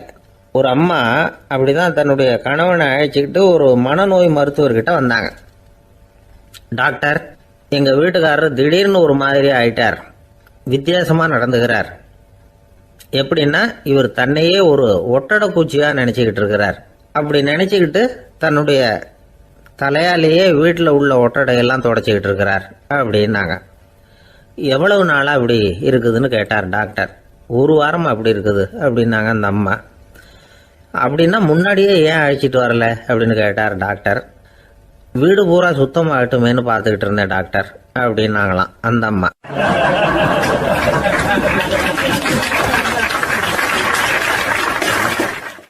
ஒரு ஊரில் ஒரு ஞானி இருக்கிறார், ரொம்ப பெரிய ஞானி, ரொம்ப வயசாயிட்டுது. கடைசி காலத்தில் அவர்கிட்ட சில பேர் வந்தாங்க. உங்கள் குரு யார் அப்படின்னு கேட்டாங்க. அவர் நிமிர்ந்து பார்த்தார். எனக்கு ஆயிரக்கணக்கான குருமார்கள் உண்டு, அவங்க பேரெல்லாம் சொல்லணும்னா இந்த காலம் பத்தாது. ஆனால் முக்கியமான ஒரு 3 பேரை பற்றி மட்டும் உங்களுக்கு சொல்கிறேன் அப்படின்னாராம். அப்புறம் சொன்னார், அந்த 3 பேரில் ஒருத்தன் ஒரு திருடன். ஒரு சமயம் ஒரு பாலைவனம் வழியாக நான் போய்கிட்டு இருந்தேன். அப்போது வழி தவறி போய் ஒரு கிராமத்துக்கு போயிட்டேன். அது இருட்டு நேரம், நடு ராத்திரி, ஊரே உறங்கி போச்சு. அந்த நேரத்தில் ஒரு ஆள் மட்டும் ஒரு வீட்டு சுவத்தில் ஏதோ பண்ணி உள்ளே நுழையிறதுக்கு முயற்சி பண்ணிகிட்டு இருக்கிறான். அவங்கிட்ட போய் நான் இன்னைக்கு இங்கே எங்கே தங்க முடியும் அப்படின்னு கேட்டேன். அதுக்கு அவன், இந்த ராத்திரி வேளையில் அது ரொம்ப சிரமம், ஒரு திருடனோட உங்களால் தங்க முடியும்னா நீங்கள் என்னோட தங்கலாம் அப்படின்னா. நான் அவங்க கூட 1 மாதம் தங்கியிருந்தேன். ஒவ்வொரு நாள் ராத்திரியும், இப்போ நான் என்னுடைய வேலைக்கு போகிறேன், நீங்கள் ஓய்வு எடுத்துக்கோங்க அப்படின்னு சொல்லிவிட்டு போவான். அவன் திரும்பி வந்த உடனே உனக்கு ஏதாவது கிடைச்சிதான்னு நான் கேட்பேன். அதுக்கு அவன், இன்னைக்கு ராத்திரி ஒன்றும் இல்லை, நாளைக்கு மறுபடியும் முயற்சி பண்ணுவேன் அப்படின்பா. எப்பவும் அவன் நம்பிக்கை இழந்ததே கிடையாது, எப்பவும் சந்தோஷமாகவே இருப்பான். நானும் ரொம்ப காலமாக தியானம் பண்ணிக்கிட்டே இருந்தேன், ஒன்றுமே நடக்கலை. ஆனால் நான் என்ன பண்ணேன் தெரியுமா, மனசு வருத்தப்படும், நம்பிக்கை இழந்துருவேன். அப்போல்லாம் அந்த திருடனுடைய விடாமுயற்சி தான் ஞாபகத்துக்கு வரும். அதனால் அந்த திருடன் எனக்கு ஒரு குரு. என்னுடைய 2வது குரு யாருன்னா, அது ஒரு நாய். இது எப்படின்னா, ஒரு சமயம் எனக்கு ரொம்ப தாகமாக இருந்தது. ஒரு நதியை நோக்கி போய்கிட்டு இருந்தேன். அப்போ ஒரு நாயும் வந்தது. அதுக்கும் தாகம். ஓடி வந்து ஆற்றை பார்த்துது. அதோட நிழல் வந்து ஆற்றுல தெரிஞ்சுது. அதை பார்த்ததும் பயந்துட்டுது. அதாவது அது தன்னுடைய சொந்த உருவத்தையே கண்டு பயந்தது. அதை பார்த்து குறைக்குது, திரும்பி ஓடிச்சு. ஆனால் அதுக்கு தாகம் அதிகமாக இருந்ததுனால அது மறுபடியும் திரும்பி வந்தது. பார்த்தா மறுபடியும் தண்ணியில் நாயோட உருவம் தெரியுது. இப்படி சில தடவை பண்ணிச்சு. இருந்தாலும் கடைசியில் தண்ணியில் குதிச்சுட்டுது துணிஞ்சி. இப்படி குதித்த உடனே அதோட உருவமும் மறைஞ்சுட்டுது. இதை பார்த்தேன். நான் என்ன புரிஞ்சுக்கிட்டேன்னா, எவ்வளவுதான் பயம் இருந்தால் கூட ஒருத்தன் தைரியமாக காரியத்தில் இறங்கணும் அப்படிங்கிறத புரிஞ்சுக்கிட்டேன். இந்த போதனை அந்த நாய்கிட்ட இருந்து எனக்கு கிடைச்சிது. இது ஒன்று. அடுத்தது, என்னுடைய 3வது குரு யாருன்னா, அது ஒரு சின்ன குழந்தை. நான் ஒரு சமயம் ஒரு நகரத்துக்கு போனேன். அங்கே ஒரு குழந்தை எரிகிற மெழுகுவத்தி ஒன்று எடுத்துக்கிட்டு வந்தது. நான் அந்த குழந்தைய பார்த்து வேடிக்கையாக கேட்டேன், ஏன் பாப்பா, இந்த மெழுகுவத்தியை நீயாவே கொளுத்துனியா அப்படின்னு கேட்டேன். ஆமான்னுது அந்த குழந்தை. சரி, இந்த மெழுகுவத்தி முன்னாடி எரியாமல் இருந்தது, இப்போ எரியுது. இந்த மெழுகுவத்திக்கு வெளிச்சம் எங்கேருந்து வந்தது, அதை எனக்கு காட்ட முடியுமா அப்படின்னு கேட்டேன் அந்த குழந்தைகிட்ட. இதுக்கு அந்த குழந்தை சிரிச்சுக்கிட்டு அந்த மெழுகுவத்தியை ஊதி அணைச்சுட்டுது. அதுக்கப்புறம் என்னை பார்த்து கேட்டுது, இப்போ இந்த மெழுகுவத்தியின் வெளிச்சம் போனதை பார்த்தீங்க இல்லையா, அது எங்கே போச்சுன்னு எனக்கு சொல்லுங்க அப்படின்னுது. அந்த குழந்தை இப்படி கேட்டதும் என்கிட்ட இருந்த ஆணவம் அழிஞ்சுட்டுது. நான் படித்ததெல்லாம் அந்த வினாடியில் சுக்கு நூறாக போயிட்டுது. என்னுடைய முட்டாள்தனத்தை நான் உணர்ந்தேன் அப்படின்னு இவ்வளவும் அந்த ஞானி விவரமாக சொன்னாராம். அதனால் நாம் இன்னார்கிட்ட இருந்து தான் இதை கற்றுக்கணுங்கிறது இல்லை, யாருக்கிட்ட இருந்தும் எதையும் கற்றுக்கலாம். நம்மால் ஒருத்தன் ஒரு நாய் வளர்த்துக்கிட்டு இருந்தான். அந்த நாய்க்கு வால் கிடையாது, யாரோ ஏற்கனவே வெட்டி எடுத்துட்டாங்க. இந்த நாய் தான் சார் எனக்கு குரு, அதுகிட்டே இருந்து கூட நான் பாடம் கற்றுக்கிட்டு இருக்கிறேன் அப்படின்னா. அப்படி என்ன கற்றுக்கிட்டேன் இந்த வால் இல்லாத நாய்கிட்ட இருந்து அப்படின்னு கேட்டோம். நாம் யாருக்கிட்டையும் வாலாட்டக்கூடாது அப்படிங்கிற பாடத்தை அதுகிட்டே இருந்து தான் நான் கற்றுக்கிட்டேன் அப்படின்னா.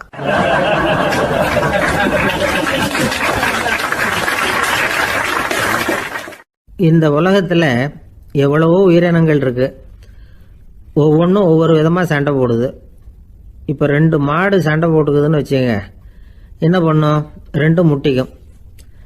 அதுக்கு சண்டை போடுறதுக்கு ஆயுதமாக உபயோகப்படுறது அதோட கொம்பு. 2 சேவல் சண்டை போட்டுக்குதுன்னு வச்சுங்க, அதுக்கு ஆயுதமாக உபயோகப்படுறது அதோட கால் நகம். காலால் தான் அது ஒன்றோட ஒன்று சண்டை போட்டுக்கும். ஆனால் 2 மனுஷன் சண்டை போட்டுக்கிறான்னு வச்சுங்க, இவன் இன்னதை தான் ஆயுதமாக உபயோகப்படுத்துவான்னு குறிப்பிட்டு சொல்ல முடியாது. கல்லை எடுப்பான், கத்தி எடுப்பான், துப்பாக்கி எடுப்பான், என்ன வேணாலும் பண்ணுவான். வாயால் திட்டுவான், கையால் அடிப்பான், காலால் உதைப்பான், சகலகலா வல்லவன். விலங்குகள்லாம் பொதுவாக வாயை சாப்பிட்றதுக்கு மட்டும்தான் உபயோகப்படுத்துது. ஆனால் இவனுக்கு சாப்பிட்றதுக்கும் அதுதான், சாப்பிட்டு விட்டு திட்டுறதுக்கும் அதுதான். ஆனால் ஒரு விஷயத்தில் மட்டும் கெட்டிக்கிறேன். அதாவது நாம் சண்டை போட்டுக்கிட்டாலும் பரவாயில்லை, கோழிகள் சண்டை போடாமல் இருக்கணும் அப்படின்னு ஆசைப்படுறான். எதுக்காக? கோழிகள் சண்டை போடாமல் இருந்தால் நிறைய முட்டைகள் போடுமா, அதுக்காக தான் இந்த அக்கறை. கோழி பண்ணை வச்சிருக்கிறவங்களுக்கு இது ஒரு பெரிய பிரச்சனை. அதாவது பண்ணையில் இருக்கிற கோழிகளுக்குள்ளே அடிக்கடி சண்டை வந்துடும். அதனால் முட்டை உற்பத்தி குறைஞ்சிரும். சரி, இதுக்கு என்ன பண்ணுறது? பண்ணையில் போய் உட்காந்துக்கிட்டு தினமும் பஞ்சாயத்து பேசிகிட்டு இருக்க முடியுமா? அமெரிக்காவில் கோழி பண்ணை வச்சிருக்கிற ஒருத்தர் இதை பற்றி யோசனை பண்ணி பார்த்தாராம். ஒரு வழியையும் கண்டுபிடிச்சிருக்கார். கோழிக்கெல்லாம் மூக்கு கண்ணாடி மாட்டி விட்டுட்டோம்னா அது சண்டை போடுற குணம் குறைஞ்சிரும், முட்டை அதிகமாகிடும். அந்த கண்ணாடியில் உள்ள லென்ஸு சிவப்பு நிறத்தில் இருக்கணும், அவ்வளவுதான் அப்படின்னு அவர் கண்டுபிடிச்சாராம். இது ஏற்கனவே நடைமுறையில் கண்டுபிடிக்கப்பட்ட ஒரு விஷயம்.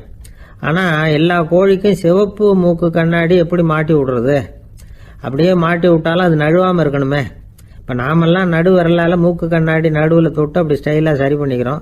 அது மாதிரி கோழி எப்படி சரி பண்ணிக்கும்? இதுதான் பிரச்சனை. இதுக்கு அவர் என்ன வழி கண்டுபிடிச்சாருன்னா, கோழிக்கெல்லாம் மூக்கு கண்ணாடிக்கு பதிலாக விழியொட்டு வில்லைகள், கான்டாக்ட் லென்ஸ், அதை பொருத்தி விட்டா என்ன அப்படின்னு யோசனை பண்ணார். அதே மாதிரி பண்ணார். அதே மாதிரி செஞ்சு பார்த்தார், வெற்றி. அதுக்கப்புறம் கோழியெல்லாம் சண்டை போட்டுக்கலையாம், சமாதான பிரியர்கள் ஆகிட்டு தான். கோழிகளுக்கு இயல்பாகவே சண்டை போடுற குணம் உண்டு. ஆனால் அதோட கண்ணுக்கு பார்க்குற பொருள்லாம் ரோஜா நிறத்துலையோ அல்லது இன்னும் சொல்ல போனால் அழுத்தமான சிவப்பு நிறத்துலையோ தெரிஞ்சதுன்னா சண்டை போடுற குணம் குறைஞ்சிருதான். அந்த சமயத்தில் அது அதிகமாகவும் முட்டையிட ஆரம்பிச்சுடுதான். அதே நேரத்தில் இறை எடுக்கிறத கூட குறைச்சிக்குதான். இது ஏன் இப்படி பண்ணுதுங்கிறது விஞ்ஞானிகளுக்கு இன்னமும் புரியலையா. எப்படியோ அமெரிக்க கோழிகள்லாம் கான்டாக்ட் லென்ஸ் பொருத்திக்க ஆரம்பிச்சாச்சு. கோழி கழுத்தை பிடிச்சிக்கிட்டு ஒரு சில வினாடிகளில் அதை பொருத்தி விடுறாங்களாம். கோழியோட ஆயுள் பூரா அது அப்படியே இருக்குமா. பண்ணையில் முட்டை உற்பத்தி குறைஞ்சா இது மாதிரி விஞ்ஞானபூர்வமாக பரிகாரம் தேடுறது தான் நல்லது. நமக்கு வேண்டியப்பட்ட ஒருத்தர், அவர் ஒரு கோழி பண்ணை வச்சுருந்தார். அந்த பண்ணையில் பாதி கோழி திடீர்னு செத்து போச்சு. உடனே ஒரு கால்நடை மருத்துவர்கிட்ட போக வேண்டியது தானே. அங்கே போகல. உள்ளூரில் மந்திரம் பண்ணிகிட்டு இருந்த ஒரு சாமியார்கிட்ட போனார். அவர் காலில் விழுந்தார். சாமி, என் பண்ணையில் பாதி கோழி செத்து போட்டுதுன்னார். சாமியார் யோசனை பண்ணார். சரி, பண்ணையில் வாசப்படி கிழக்கு பக்கமாக வச்சுருக்கியா மேற்கு பக்கமாக வச்சுருக்கியான்னு கேட்டார். கிழக்கு பக்கமாக இருக்குன்னார் அவர். அதுதான் தப்பு, மேற்கு பக்கமாக அதை மாற்று, சரியாக போடும்னாராம். அதே போல் அவர் போய் மாற்றிவிட்டார். அப்பவும் பாதி செத்து போச்சு. மறுபடியும் சொன்னார், சாமி மறுபடியும் பாதி கோழி செத்து போட்டுதேன்னார். சரி, கூரை எப்படி போட்டிருக்க? ஓடு போட்டிருக்கியா இல்லை கீத்து போட்டிருக்கியான்னார். ஓடு போட்டிருக்கேன்னாராம் அவர். அதுதான் தப்பு, கீத்து போட்டுரும், சரியாக போடும்னாராம். சரின்னு போய் அதையும் மாற்றி பார்த்தார். மறுபடியும் போயிட்டுது, கோழி செத்து போச்சு. வந்தார். மறுபடியும் பாதி செத்து போச்சு சாமின்னு வந்தார். இவரும் யோசனையை மாற்றி மாற்றி சொல்லிகிட்டே இருக்கிறார். இப்படி அவரும் மாற்றி மாற்றி பார்த்தார். 6வது தடவையாக அவரை தேடிட்டு வந்தார். அந்த சமயத்தில் இவர் ரொம்ப தீவிரமாக யோசனை பண்ணி பார்த்துட்டு, அது சரிப்பா, நீயும் என்கிட்ட சளைக்காமல் வந்துக்கிட்டு இருக்கிற, நானும் யோசனை சொல்லிகிட்டு இருக்கேன். இப்பவும் உங்ககிட்ட சொல்கிறதுக்கு என்கிட்ட யோசனை நிறையா இருக்குது. ஆனால் சோதிக்கிறதுக்கு உங்ககிட்ட கோழி இல்லையே, என்ன பண்ணுறது அப்படின்னாராம் இவர்.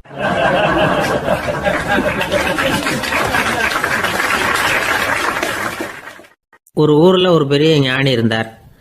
அவர் படுக்கையில் இருந்தார். இன்னும் கொஞ்ச நேரம்தான் அவர் இந்த உலகத்தில் இருக்க போகிறார். அவரை சுற்றி ஏகப்பட்ட கூட்டம். ஏற்கனவே அவருடைய உபதேசங்களை கேட்டவங்க பல பேர் அவரை சுற்றி நிற்கிறாங்க. அந்த ஞானி மெதுவாக கண்ணை திறந்து பார்க்குறார். எல்லாரும் அவருடைய கடைசி வார்த்தையை கேட்கறதுக்காக அவளோட காத்துக்கிட்டு இருக்கிறாங்க. அந்த ஞானி மெதுவாக பேச ஆரம்பித்தார். நான் என்னுடைய வாழ்நாள் பூராவும் உங்களுக்கு நிறைய போதனைகள் சொல்லிக்கிட்டு இருக்கிறேன். பேரானந்தம், மகிழ்ச்சி, தியானத்தன்மை இதை பற்றியெல்லாம் சொல்லியிருக்கிறேன். இப்போ நான் வேற ஒரு கரைக்கு போய்கிட்டு இருக்கிறேன். நான் இனிமேல் இந்த கரையில் இருக்க மாட்டேன். நீங்கள் நான் சொன்னதையெல்லாம் கேட்டீங்க, ஆனால் எதையும் நீங்கள் நடைமுறைப்படுத்தி பார்க்கல. எல்லாம் கேட்டதோடு சரி, அதோடு விட்டுவிட்டீங்க. அப்புறம் அதை தள்ளி போட்டுக்கிட்டே வந்துட்டீங்க. மேலும் அதை தள்ளி போடுறதுல எந்த பிரயோஜனமும் கிடையாது. இப்போ நான் போய்கிட்டு இருக்கிறேன். உங்களில் யாராவது என்னோட வர்றதுக்கு தயாரா அப்படின்னு கேட்டார். அவ்வளவுதான். யாரும் வாயை திறக்கல. ஒரே மௌனம், சத்தமே இல்லை. ஒருத்தர் பார்த்துக்கிட்டே நிற்கிறாங்க. அந்த கூட்டத்தில் ஒரு ஆள் அந்த ஞானி கூடவே 40 வருஷத்துக்கு மேலே இருந்திருக்கிறான். அவனும் வாயை திறக்காம இன்னொருத்தன் முகத்தை பார்த்துக்கிட்டே நிற்கிறான். இந்த சமயத்தில் பின்னாடி நின்றுகிட்டு இருந்த ஒருத்தன் கையை தூக்கினான். ஞானி அவனை பார்த்தார். சரி, ஒருத்தனுக்காவது நம்மோட வர்றதுக்கு தைரியம் இருக்குது அப்படின்னு நினைச்சார். ஆனால் அந்த ஆள் என்ன சொன்னான் தெரியுமா? ஐயா, நீங்கள் கேட்குறப்போ நான் உடனே எழுந்திருக்கல, கையை மட்டும்தான் தூக்கினேன். என்ன காரணம்னா, நான் எப்படி அடுத்த கரைக்கு வந்து சேர்றதுங்கிறது தெரிஞ்சுக்கிறதுக்காக தான். அந்த விவரத்தை மட்டும் இப்போ உங்ககிட்ட இருந்து நான் தெரிஞ்சுக்க ஆசைப்படுறேன். ஏன்னா இப்போ நான் உங்கள் கூட வர்றதுக்கு தயாராக இல்லை. எவ்வளவோ காரியங்களை நான் இன்னும் இங்கே முடிக்க வேண்டியிருக்குது. வீட்டுக்கு ஒரு விருந்தினர் வந்திருக்கிறார். என்னுடைய இளைய மகனுக்கு கல்யாணம் பண்ணி வைக்கணும். அதனால் இன்னைக்கு உங்கள் கூட வர முடியாது. அது மட்டும் இல்லை, இப்போ உங்கள் கூட அடுத்த கரைக்கு வந்தால் திரும்பி வர முடியாதுன்னு வேற சொல்கிறீங்க. அதனால் இப்போ நான் வரல. இன்னொரு நாள் நிச்சயமாக நான் வர்றேங்க, வந்து உங்களை சந்திக்கிறேன். அதனால் இப்போ நீங்கள் இன்னொரு தடவை எங்களுக்கு விளக்கமாக சொல்லணும். ஏற்கனவே பல தடவை சொல்லியிருக்கிறீங்க. தயவு பண்ணி இப்போ ஒரு தடவை சொன்னீங்கன்னா சௌகரியமாக இருக்கும்.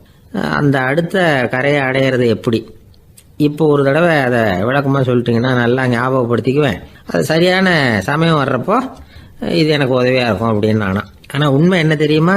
அந்த சரியான சமயம் வரவே இல்லை அப்படிங்கிறது தான் உண்மை. இப்படி அந்த கதை முடியும். இந்த கதை அந்த ஒரு ஆளுக்கு மட்டும் இல்லை, கிட்டத்தட்ட எல்லாருக்குமே அது பொருந்தும் அப்படிங்கிறாங்க விவரம் தெரிஞ்சவங்க. எல்லாருமே அந்த சரியான தருணத்துக்காக தான் காத்துக்கிட்டு இருக்கிறாங்களாம். அதுக்காக ஜோசியம் பார்க்குறாங்க, கைரேகை பார்க்குறாங்க. நாளைக்கு என்ன நடக்குங்கிற ஆவலில் எல்லாரும் காத்துக்கிட்டு இருக்கிறாங்க. ஆனால் அந்த ஒரு நாள் ஒருபோதும் வரப்போகிறதில்ல. நீங்கள் தள்ளி போடுறதுக்காக பல அர்த்தமில்லாத காரணங்களை தேடுறீங்க அப்படிங்கிறார் ஒரு ஞானி. காத்திருக்கிறதுலேயே நம்ம காலம் ஓடி போயிடுது.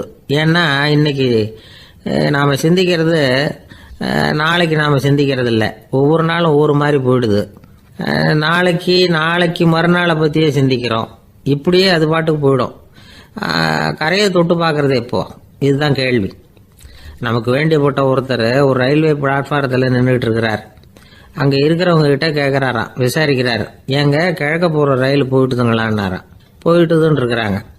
கொஞ்ச நேரம் கழிச்சு ஏங்க மேற்க போகிற ரயில் போயிட்டுதுங்களான்னு கேட்டிருக்காரு. போயிட்டுதுங்களான் இருக்காங்க. அப்புறம் கொஞ்ச நேரம் கழிச்சு மறுபடியும் ஏங்க 10:30 மணி வண்டி போயிட்டுதான்னு கேட்டிருக்காரு. தொடர்ந்து காலையிலேருந்து சாயந்தரம் வரைக்கும் இப்படி ஒரே இடத்துல நின்றுட்டு கேட்டுக்கிட்டே இருக்கிறார். இதை பார்த்துக்கிட்டு இருந்த ஒருத்தர் அவர்கிட்ட ஏங்க நீங்கள் எங்கே போகணும் அப்படின்னு கேட்டாராம்.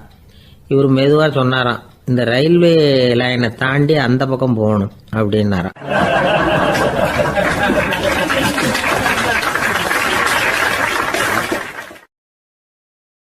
ஆஃபீஸில் வேலை பார்க்குற ஒருத்தர் வந்தார். பேசாமல் ஒரு 10 நாள் லீவு போட்டுடலாமா பார்க்குறேன் அப்படின்னார். ஏன்னு கேட்டோம். என்னுடைய மேலதிகாரி ஒரு முசுடு சார், அவர்கிட்ட வேலை பார்க்குறது ரொம்ப கஷ்டமாக இருக்குது அப்படின்னார். ஆஃபீஸில் வேலை பார்க்குறவங்கெல்லாம் ஒரு விஷயத்தை நல்லா ஞாபகத்தில் வச்சுக்கணும். மேலதிகாரிங்கிறவர் ஒரு பெரிய மகான் இல்லை, அவரும் ஒரு மானிட பிறவி தான்.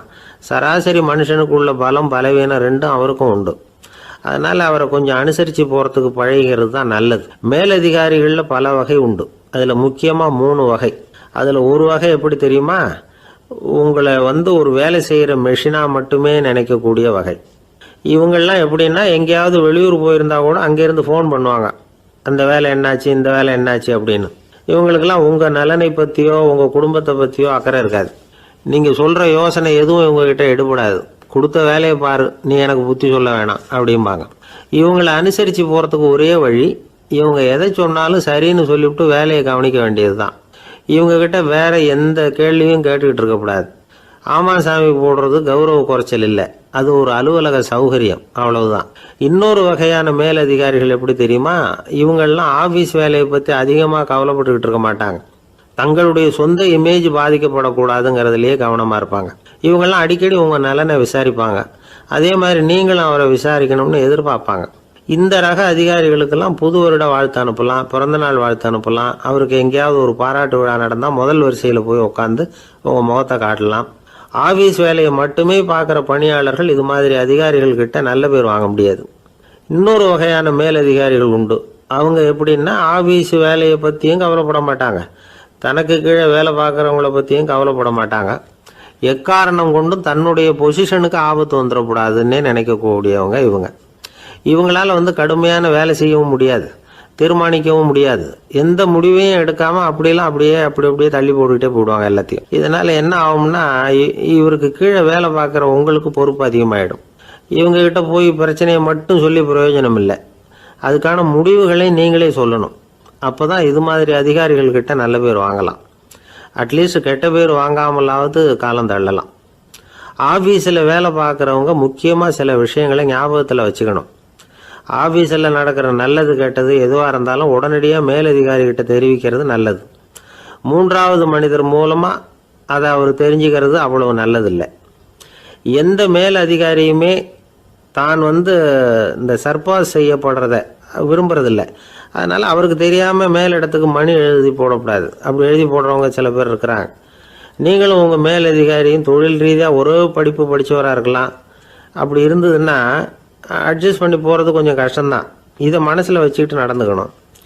உங்களுக்கும் அவருக்கும் அபிப்பிராய பேதமா, அது அவருக்கும் உங்களுக்கும் உள்ள தனிப்பட்ட பிரச்சனை. அதை விளம்பரப்படுத்திக்கிட்டு இருக்கக்கூடாது, அது அவருடைய கோபத்தை கிளறும். உங்கள் மேலதிகாரி உங்கள் கூட படித்தவராக இருக்கலாம், அதுக்காக அவர் எல்லாருக்கும் முன்னாடி அடைய கிச்சாமி எப்படிடா இருக்க அப்படின்லாம் கேட்டுக்கிட்டு இருக்கக்கூடாது. பொதுவாக யாரும் அதை விரும்புறதில்லை. இவ்வளவையும் உங்கள் மனசில் வச்சுக்கிட்டு கொஞ்சம் சாமர்த்தியமாக நடந்துக்கிட்டீங்கன்னா ஆஃபீஸ் உங்களுக்கு அவஸ்தையாக இருக்காது, ஆனந்தமாக இருக்கும். ஒரு மேலதிகாரி தன்கிட்ட வேலை பார்க்குற ஒருத்தரை பற்றி ரொம்ப பெருமையாக சொன்னாராம். எங்கள் ஆஃபீஸில் எவ்வளவோ பேர் வேலை பார்க்குறாங்க, எல்லாரும் தினமும் ஏதாவது பிரச்சனைகளை சொல்லிகிட்டு இருப்பாங்க. ஆனால் இவர் ஒருத்தர் மட்டும்தான் இது வரைக்கும் என்கிட்ட எந்த பிரச்சனையும் சொன்னதே இல்லை. அவர் பாட்டுக்கு வருவார், வேலை பார்ப்பார், போயிடுவார் அப்படின்னாராம். நான் உடனே அவ்வளவு பெருமைக்குரிய அந்த ஊழியரை பார்த்து கேட்டேன், ஏன்பா உன்னுடைய மேலதிகாரிகிட்ட நீ எந்த பிரச்சனையும் கொண்டுகிட்டு போகிறதே இல்லையாமே அப்படின்னு கேட்டேன். அதுக்கு அவர் சொல்கிறாரு, ஆமாங்க, அது ஏன்னா அவரால் எந்த பிரச்சனையுமே தீர்க்க முடியாதுங்கிறது எனக்கு நல்லா தெரியும், அதனால் அப்படி செய்கிறேன், வேற ஒன்றும் இல்லை அப்படின்னார் ரொம்ப பொறுமையாக.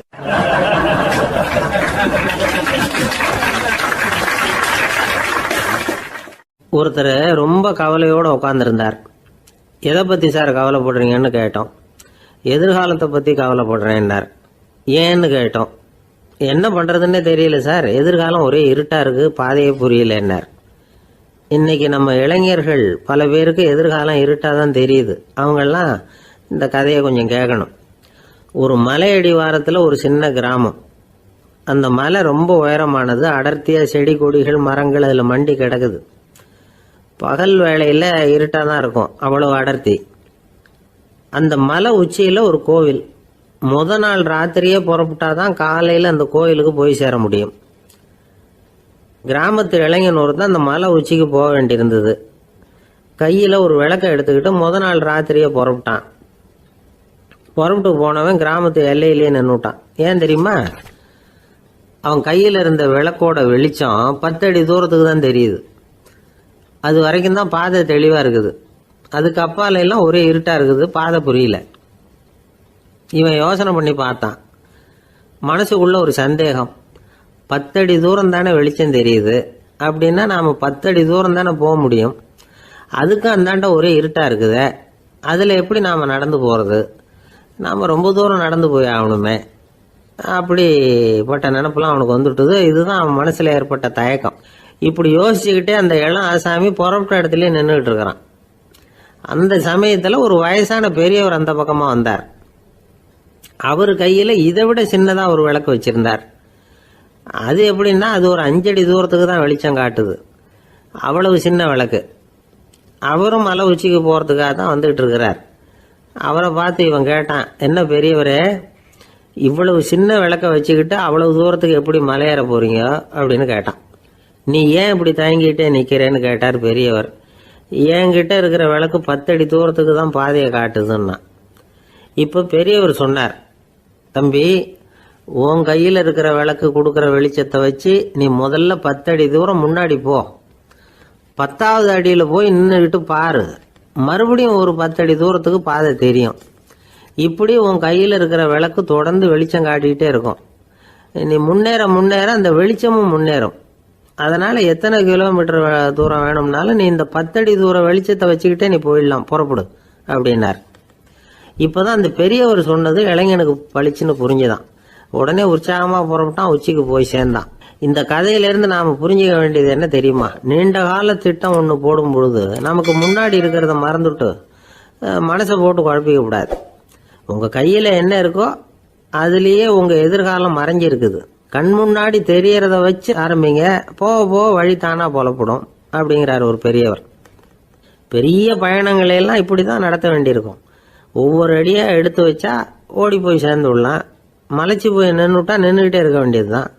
நம்ம ஆள்லாம் ரொம்ப மோசமா இருக்கிறாங்க. ஒருத்தன் அப்படித்தான் நீண்ட தூர பிரயாணம் ஒன்று புறப்பட்டான். ரயில் போய்கிட்டே இருந்தது. கொஞ்ச தூரம் போச்சு, பாதி வழியில கையில வச்சிருந்த டிக்கெட்டை காத்துல விட்டுட்டான். ஐயோ என் டிக்கெட்டு போயிட்டுதே அப்படின்னு கத்த ஆரம்பிச்சுட்டான். பக்கத்துல இருந்த பெரியவர் அவனை பார்த்து பரிதாபப்பட்டு, கவலைப்படாத தம்பி, போனா போகுது, வேற டிக்கெட் வாங்கிக்கலாம் அப்படின்னு ஆறுதல் சொன்னார். அதுக்கு அவன் சொல்றான், சார் நான் அதுக்காக அழல, அந்த டிக்கெட்டு கிடைச்சாதானே நான் எந்த ஊருக்கு போகணுங்கிறது எனக்கு தெரியும் அப்படிங்கிறான்.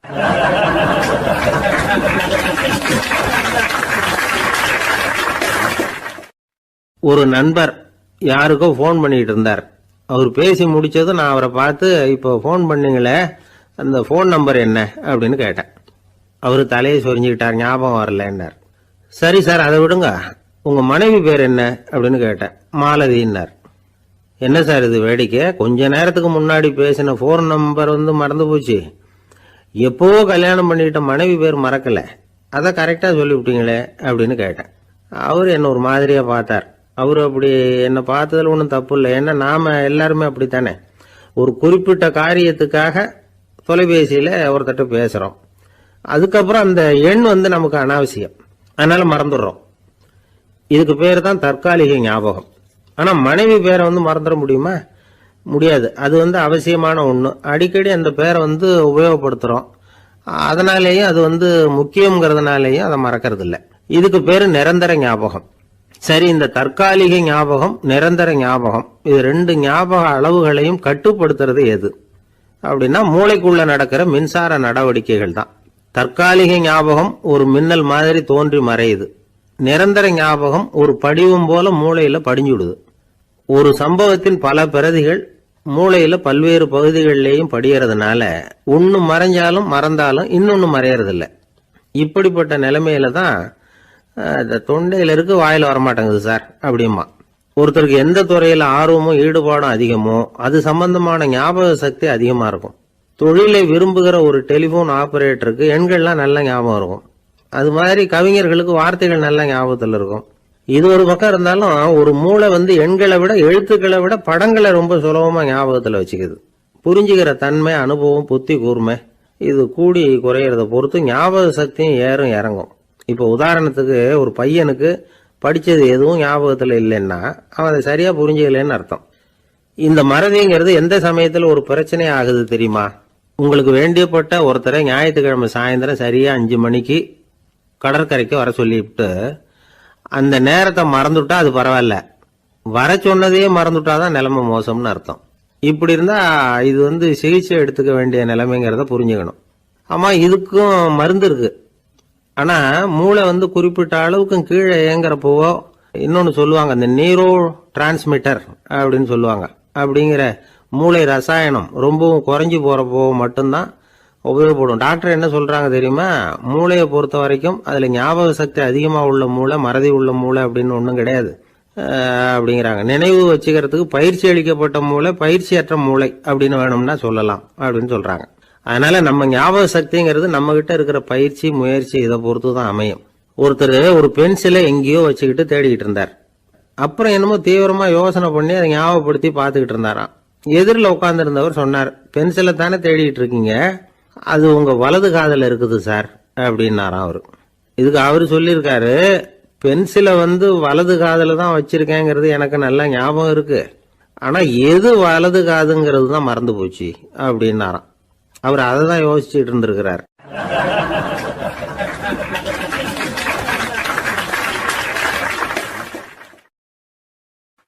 ஒருத்தர் ஓடி வந்தார், இன்னொருத்தரை பார்த்து, சார் உங்கள் சைக்கிளை ஒரு நாள் இரவல் கொடுங்களேன், பக்கத்து ஊருக்கு போயிட்டு வர வேண்டியிருக்கு அப்படின்னார்.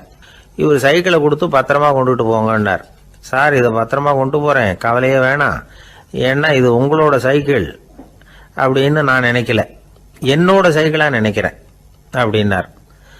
அதுக்கப்புறம் தான் இவருக்கு உண்மையாகவே பயம் வந்துட்டுது. ஏன்னா அவர் சொன்னது மாதிரி அதை தன்னோட சைக்கிளாகவே நினச்சி தள்ளிட்டு போட்டா என்ன பண்ணுறது? எது எதை நம்முடையதா நினைக்கணுங்கிறதுக்கு ஒரு வரையறை இருக்கு. சில பேர் ஆஃபீஸையே வீடாக நினச்சி விடுறது உண்டு. அப்படிப்பட்டவங்க கூட வீட்டை ஆஃபீஸாக நினைக்கிறது இல்லை. ஏன்னா வீட்டில் இவர் ஆஃபீஸராக நடந்துக்க முடியறதில்லை. இதெல்லாம் ஒரு பக்கம் இருக்கட்டும், இப்போ விஷயத்துக்கு வருவோம்.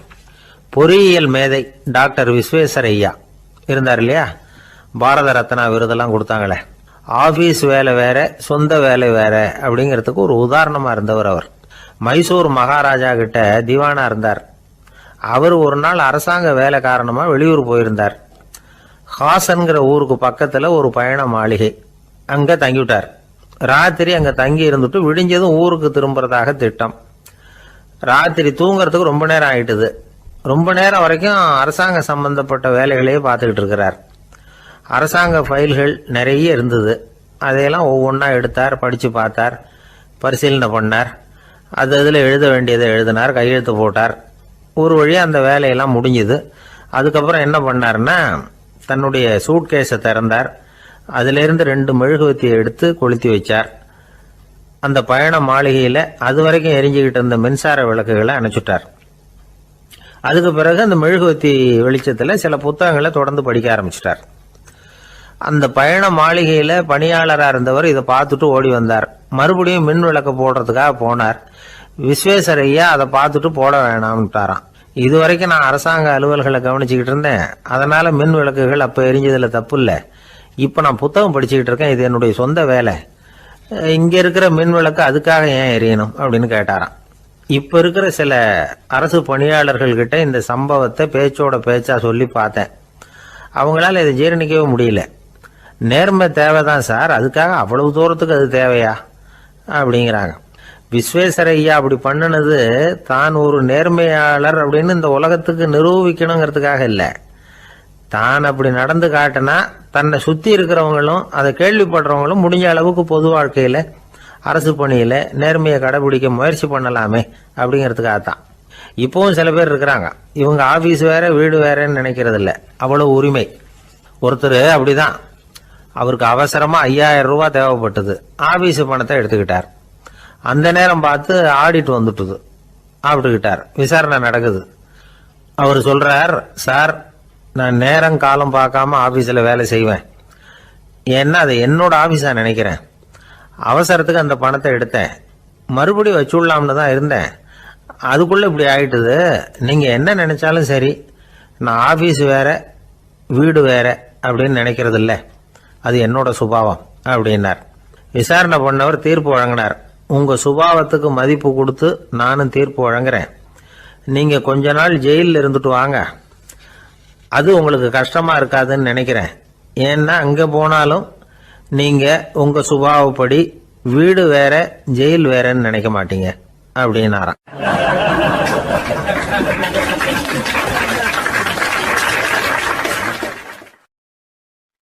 சில பேர் ஆளை பார்த்தா 60 வயசு மாதிரி தோணும், உண்மையான வயசு என்னன்னு பார்த்தா 40 அல்லது 45. சில பேரை பார்க்கறதுக்கு 45 மாதிரி தெரியும், உண்மையிலேயே 65 தாண்டி இருப்பாங்க. ஒரு மனிதனுக்கு 2 வகையான வயது உண்டுங்கிறார் ஓஷோ. அதாவது உடம்புக்குன்னு ஒரு வயசு, மனசுக்குன்னு ஒரு வயசு. முதல் உலக மகாயுத்தம் நடந்தது இல்லையா, அது முடிஞ்சதுக்கு அப்புறம் முதல் தடவையா மனிதனின் மூளை வளர்ச்சியை பற்றி மனநல வைத்தியர்கள் ஒரு கணக்கெடுப்பு சோதனை நடத்தினாங்களாம். அது வரைக்கும் மனிதனுக்கு 2 வகையான வயது உண்டுன்னு யாரும் சிந்திச்சதே இல்லையா. அந்த உலக மகாயுத்தம் முடிஞ்சதுக்கு அப்புறம் மனிதனுடைய சராசரி மனதின் வயதை கணக்கிட்டு பார்க்கும் பொழுது அவங்களுக்குலாம் ரொம்ப அதிர்ச்சியாக இருந்துதான். ஏன்னா அது ரொம்ப பின்தங்கிய நிலையில் இருந்திருக்கு, வளர்ச்சி அடையாத நிலையில் இருந்திருக்கு. அவங்க கண்டுபிடிச்ச பிரகாரம் அப்போ மனசோட சராசரி வயசு என்ன தெரியுமா, 14. அப்படின்னா பார்த்துங்க, உடல் ரீதியாக ஒருத்தரோட வயசு 70 கூட இருக்கலாம், ஆனால் மனசோட வயசு 14 தான். இதுக்கு நேர்மாறாக அமைஞ்சு போச்சுன்னு வச்சுங்க. அதாவது ஒருத்தருக்கு உண்மையிலேயே 14 வயசு, அதாவது உடலோட வயசு 14, அவரோட மனசின் வயசு 70ன்னு வச்சுக்கோங்க. இப்படி அமைஞ்சுட்டுதுன்னா அவர் சீக்கிரம் ஞானத்தன்மை அடைஞ்சிருவார் அப்படின்னு அர்த்தம். இப்போ நமக்கெல்லாம் உடம்போட வயசு மனசோட வயசு ரெண்டும் ஒன்றா இருந்துட்டா அதுவே போதும், அதுவே பெரிய விஷயம். இப்போ எமர்சன் கிட்ட போய் ஒருத்தர் கேட்டாராம், உங்கள் வயசு என்ன அப்படின்னு. அவர் உடனே பதில் சொல்லியிருக்கார், 360 வருஷம் அப்படின்னாராம். கேட்டவர் குழம்பி போயிட்டார். அவர் என்ன சொல்கிறாரு, 360 வயசா? என்ன நம்ம காதில் தான் சரியாக விழலையா? எமர்சன் எப்பவும் உண்மையை பேசுகிற ஒரு சிறந்த அறிவாளி, அவர் இப்படிலாம் பொய் சொல்ல மாட்டாரே அப்படின்னு ஒரு யோசனை பண்ணிக்கிட்டே இவர் மறுபடியும் அவர் கிட்ட போனாராம். ஐயா, நீங்கள் சொன்னது சரியாக என் காதில் விழலை, அதனால் மறுபடியும் கேட்குறேன், உங்கள் வயசு என்ன அப்படின்னாராம். எமர்சன் மறுபடியும் சொல்லியிருக்கிறார், 360 வருஷம்னு. வந்தவருக்கு உண்மையிலேயே அதிர்ச்சியாக போட்டுது. அதுக்கப்புறம் மெதுவாக ஆரம்பிச்சாராம், ஐயா, நீங்கள் சொல்கிறத என்னால் ஏற்றுக்க முடியாது. எப்படி பார்த்தாலும் இப்போ உங்களுக்கு வயசு ஒரு 60க்கு மேலே இருக்காதுன்னு நினைக்கிறேன் அப்படின்னாராம். நீங்கள் சொல்கிறது சரிதான், அது என் உடம்போட வயசுன்னாராம் எமர்சன். அப்படின்னா ஏற்கனவே நீங்கள் சொன்னது அப்படின்னு கேட்டிருக்காரு, அது என் மனசோட வயசு அப்படின்னாராம். நம்மளை பொறுத்த வரைக்கும் அறிவு தூசு படிஞ்சிருக்கு, அது மாதிரியே அன்பும் மாசுபட்டிருக்கு. இது ரெண்டையும் சுத்தம் பண்ண வேண்டியிருக்குது. அப்போ தான் நாம் சரியான வயசில் வாழ முடியும். ஒரு ஆசாமி இருக்கிறார், அவருக்கு உடம்போட வயசு அதிகம், மனசோட வயசு ரொம்ப குறைச்சல், குழந்தை மாதிரி. அவர் ஒரு ஆஸ்பத்திரியில் படுத்திருக்கிறார். நர்சம்மா எல்லாருக்கும் மருந்து கொடுத்துட்டு போகிறாங்க. கொஞ்ச நேரம் கழித்து திரும்பி வந்தாங்க. அப்போ இவர் அந்த அம்மாவை கூப்பிட்டு சொல்கிறார், இதை பாருங்கள் சிஸ்டர், நீங்கள் எல்லாருக்கும் சின்ன சின்ன மாத்திரையாக கொடுத்துட்டு எனக்கு மட்டும் நீளமான மாத்திரையாக கொடுத்துட்டீங்க. முழுங்கிறதுக்கு ரொம்ப கஷ்டமாக போச்சு. இனிமேல் எனக்கும் சின்ன மாத்திரையாக கொடுங்க சிஸ்டர் அப்படின்னாராம். அந்த அம்மா உடனே அதிர்ச்சியாகி தலையில் அடிச்சுக்கிட்டாங்களாம். நான் கஷ்டப்பட்டு மாத்திரையை முழுங்கினத்துக்கு நீங்கள் ஏமா தலையில் தட்டிக்கிறீங்க அப்படின்னு கேட்டிருக்காரு இவர். இதுக்கு அவங்க சொல்லியிருக்கிறாங்க, நான் உங்களுக்கு கொடுத்துட்டு போனது மாத்திரை இல்லைங்க, அது தெர்மாமீட்டர் அப்படின்னாங்களாம்.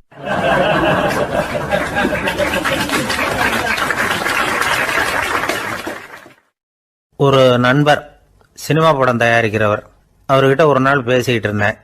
அது எப்படி சார், நீங்கள் எடுக்கிற எந்த படமும் கையை கடிக்காத அளவுக்கு எடுத்துடுறீங்களே, அது எப்படின்னு கேட்டேன். அது ஒன்றும் பெரிய விஷயம் இல்லை சார்.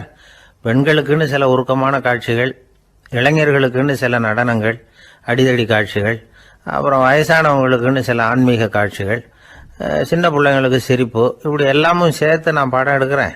மசாலா படம்னு பேர். இது ரொம்ப பெருசாக இல்லைன்னாலும் ஓரளவுக்கு சுமாராக ஓடிடும், கையை கடிக்காது அப்படின்னார். இது ஒரு உத்தி. சில பத்திரிகை ஆசிரியர்களும் இந்த உத்தியை கையாளுறது உண்டு. இந்த உத்திக்கு பார்னம் உத்தி அப்படின்னு பேர், பார்னம் எஃபெக்ட் அப்படின்னு சொல்லுவாங்க. அதாவது ஃபீனியஸ் டி பார்னம் அப்படின்னு ஒருத்தர் அமெரிக்காவில் இருந்தாராம். அதாவது 19ஆம் நூற்றாண்டில் அமெரிக்காவில் கொடிகட்டி பறந்த ஒரு சர்க்கஸ் நிறுவனத்தின் அதிபர் அவர். இந்த உலகத்தில் ஒவ்வொரு நிமிஷமும் ஒரு ஏமாளி பறந்துக்கிட்டே இருக்கிறான் அப்படிங்கிறது அவருடைய சித்தாந்தம். ஒவ்வொருத்தரையும் திருப்திப்படுத்துகிற அளவுக்கு அம்சங்களை கொஞ்சம் கொஞ்சமாக கலந்து கேளிக்கை நிகழ்ச்சிகளை நடத்தினது தான் அவருடைய மகத்தான வெற்றிக்கு காரணம். அதனால் அந்த உத்தியை யார் கடைப்பிடிச்சாலும் சரி, அதுக்கு பார்னம் உத்தி அப்படின்னு பேர் வந்துட்டுது. ஜோசியம் சொல்கிறவங்களுக்கும் இந்த உத்தி தான் கை கொடுக்குது. ஒரு விஷயத்த ஒருத்தருடைய கோள் நிலைகள் அல்லது கையெழுத்து நிரூபிக்கிறதாக அவர்கிட்ட சொன்னால் அதை அவர் நம்பிவிடுவார். ஆனால் அந்த விஷயம் நல்லதாக இருக்கணும், நேர்மையானதாக இருக்கணும், அதாவது பாசிட்டிவாக இருக்கணும். 8ஆம் இடத்துல குரு, 9ஆம் இடத்துல சனி, நீங்கள் ஒரு பெரிய மேதை தான் அப்படின்னு சொல்லுவாங்க. கேட்குறவங்களுக்கு அதை மறுக்கிறதுக்கு மனசு வராது. அப்படி சொல்லும் பொழுது கூடவே என்ன கொஞ்சம் முன்கோபம் அதிகமாக இருக்கும், இருந்தாலும் அது உடனே மறைஞ்சிரும் அப்படின்னு சில அற்ப விஷயங்களையும் சொன்னாலும் அதையும் சரிதான்னு சொல்லி ஒத்துக்குவாங்க. ஆளுமையை எடை போடுகிற ஒரு நிறுவப்பட்ட உத்தியின் மூலமாக தன்னுடைய குணாதிசயங்கள் கண்டுபிடிக்கப்பட்டதாக அவர் நம்புறது தான் இதுக்கு காரணம். இந்த மாதம் பணத்தட்டுப்பாடு கொஞ்சம் இருக்கும், உடம்புல ஏதாவது கொஞ்சம் அசௌகரியம் இருக்கும், வீட்டுக்குள்ளே லேசாக மனஸ்தாபம் வரலாம், இது மாதிரி பொதுப்படையாக சிலதை சொன்னாலே போதும், மக்களை நம்ப வச்சுடலாம். இதெல்லாம் நமக்கு மட்டும்தான் ஏற்படுது அப்படின்னு சொல்லி அவங்க நினைக்கிறது தான் காரணம். இதுதான் பார்னம் உத்திங்கிறது. மனிதர்கள் பாராட்டுகளை விரும்புறதும் விமர்சனங்களை வெறுக்கிறதும் பார்னம் உத்தியின் அடுத்த கூறு. அதனால் ஒருத்தருக்கு ஜோசியம் சொன்னாலும் சரி, அவருடைய ஆளுமையை மதிப்பிடுறதாக இருந்தாலும் சரி, அவரை புகழற மாதிரி இருந்தாலும் சரி, அப்படி இருந்தால் தான் அது சரியாக இருக்கும். சாதகமான விஷயங்களை அதிகமாகவும் பாதகமான விஷயங்களை நாசூக்காகவும் சொன்னால் மக்கள் அதை நம்பிடுவாங்க. ஒருத்தரை கருமின்னு சொன்னால் ஏற்றுக்க மாட்டார். அதையே கொஞ்சம் மாற்றி நீங்கள் கொஞ்சம் சிக்கனமான ஆசாமி அப்படின்னு சொன்னால் நீங்கள் சொல்கிறது சரிதான் சார் அப்படிம்பார். நீங்கள் பெரிய செலவாளி தான், இருந்தாலும் நல்ல விஷயங்களுக்கு தான் செலவழிப்பீங்க அப்படின்னு சொல்லணும். இப்படி இந்த வாரணம் உத்தியை கடைபிடிச்சி இன்னைக்கு வெற்றிகரமாக காலம் தள்ளுறவங்க நிறைய பேர் இருக்கிறாங்க. இந்த உலகத்தில் ஒவ்வொரு நிமிஷமும் ஒரு ஏமாளி பறந்துக்கிட்டே இருக்கிறான் அப்படிங்கிறது தான் ஃபீனியஸ் பார்னம் அவர்களுடைய நம்பிக்கை. அதை விட அடுத்தவங்களை ஏமாளியாக நினைக்கிற மனுஷர்கள் தான் இன்னைக்கு உலகத்தில் ரொம்ப அதிகம். ஒருத்தர் தன்னுடைய மேல் அதிகாரிகிட்ட போய், ஐயா ஒரு நாள் லீவு வேணும், என் தங்கச்சிக்கு கல்யாணம் அப்படின்னார். அவர் பார்த்தார், ஒரு 10 நிமிஷம் வெளியில் இருங்கன்னார். 10 நிமிஷம் கழிச்சு கூப்பிட்டார், இதை பாருங்க நீங்கள் சொல்கிறது பொய், இப்போ உங்கள் தங்கச்சிக்கு ஃபோன் பண்ணேன், அவங்க தனக்கு 2 வருஷத்துக்கு முன்னாடியே கல்யாணம் ஆகிட்டதாக சொல்கிறாங்க அப்படின்னார். உடனே இவர் சொன்னார், சார் இப்போ நீங்கள் சொல்கிறதும் பொய்யா தான் இருக்கணும், ஏன்னா நிஜமாக எனக்கு ஒரு தங்கச்சியே கிடையாது அப்படின்னார்.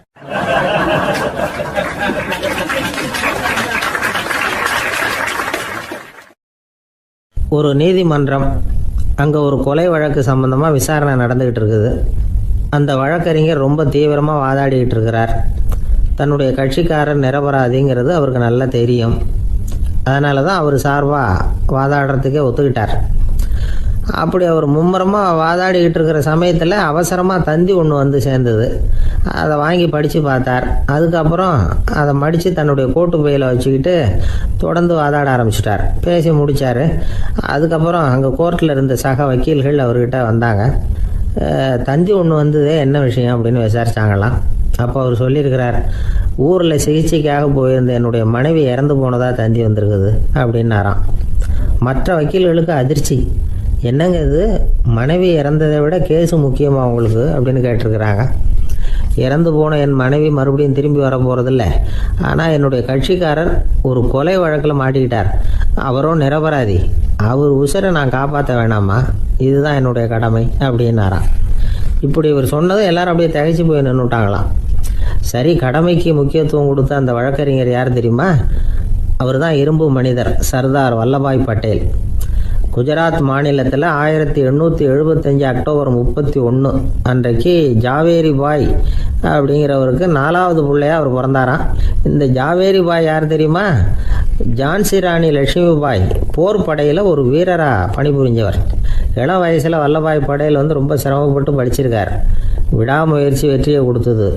கல்லூரியிலையும் காலடி வச்சார். அதுக்கப்புறம் வக்கீல் பட்டத்தையும் வாங்கினார்.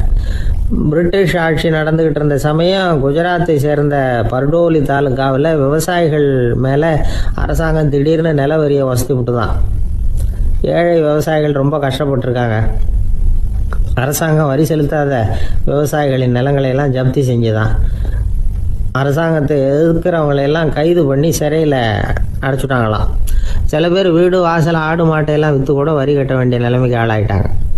வழக்கறிஞர் வல்லபாய் பட்டேல் நில வரியை உடனே ரத்து பண்ணணும் அப்படின்னு பம்பாய் கவர்னருக்கு ஒரு கடிதம் எழுதினார். எந்த பலனும் இல்லை. உடனே எல்லா விவசாயிகளையும் அணி திரட்டினார். அதுக்கு தானே தலைமை தாங்கினார். சத்தியாகிரகம் நடத்தினார். அந்த பகுதியில் எந்த வேலையும் நடக்கலை. வேறு வழி இல்லை. ஆட்சியாளர்கள் உடனே வரியை ரத்து பண்ணாங்க. சிறையில் இருந்தவங்களெல்லாம் வெளில விட்டாங்க. 1928 ஆகஸ்ட் 6 சர்க்காருக்கும் விவசாயிகளுக்கும் இடையில் ஒரு உடன்பாடு ஏற்பட்டது. அதுக்கப்புறம் தான் நிலைமை சரியாக போச்சான். வல்லபாய் பட்டேலின் பொது சேவையை பாராட்டின பொதுமக்கள் அவருக்கு சர்தார் அப்படிங்கிற பட்டத்தை கொடுத்தாங்களாம். சர்தார்னா தலைவர் அல்லது தளபதின்னு அர்த்தம். இரும்பு மனிதர்னு இவருக்கு பேர். இருந்தாலும் நகைச்சுவை உணர்வும் இவருக்கு நிறைய உண்டு. ஒரு தடவை ஒரு பத்திரிகை நிருபர் வந்திருக்கார். சர்தார் பட்டேல்கிட்ட அவருக்கு பிடிச்ச பண்பாடு கலாச்சாரம் எது அப்படின்னு கேட்கணும்னு ஆசை. அதனால் அவரை பார்த்து கேட்டாராம், ஏங்க உங்களுக்கு பிடிச்ச கல்ச்சர் எது அப்படின்னு கேட்டிருக்கார். இதுக்கு சர்தார் பட்டேல் சொன்ன பதில் என்ன தெரியுமா? எனக்கு பிடிச்ச கல்ச்சர் அக்ரிகல்ச்சர் அப்படின்னாராம்.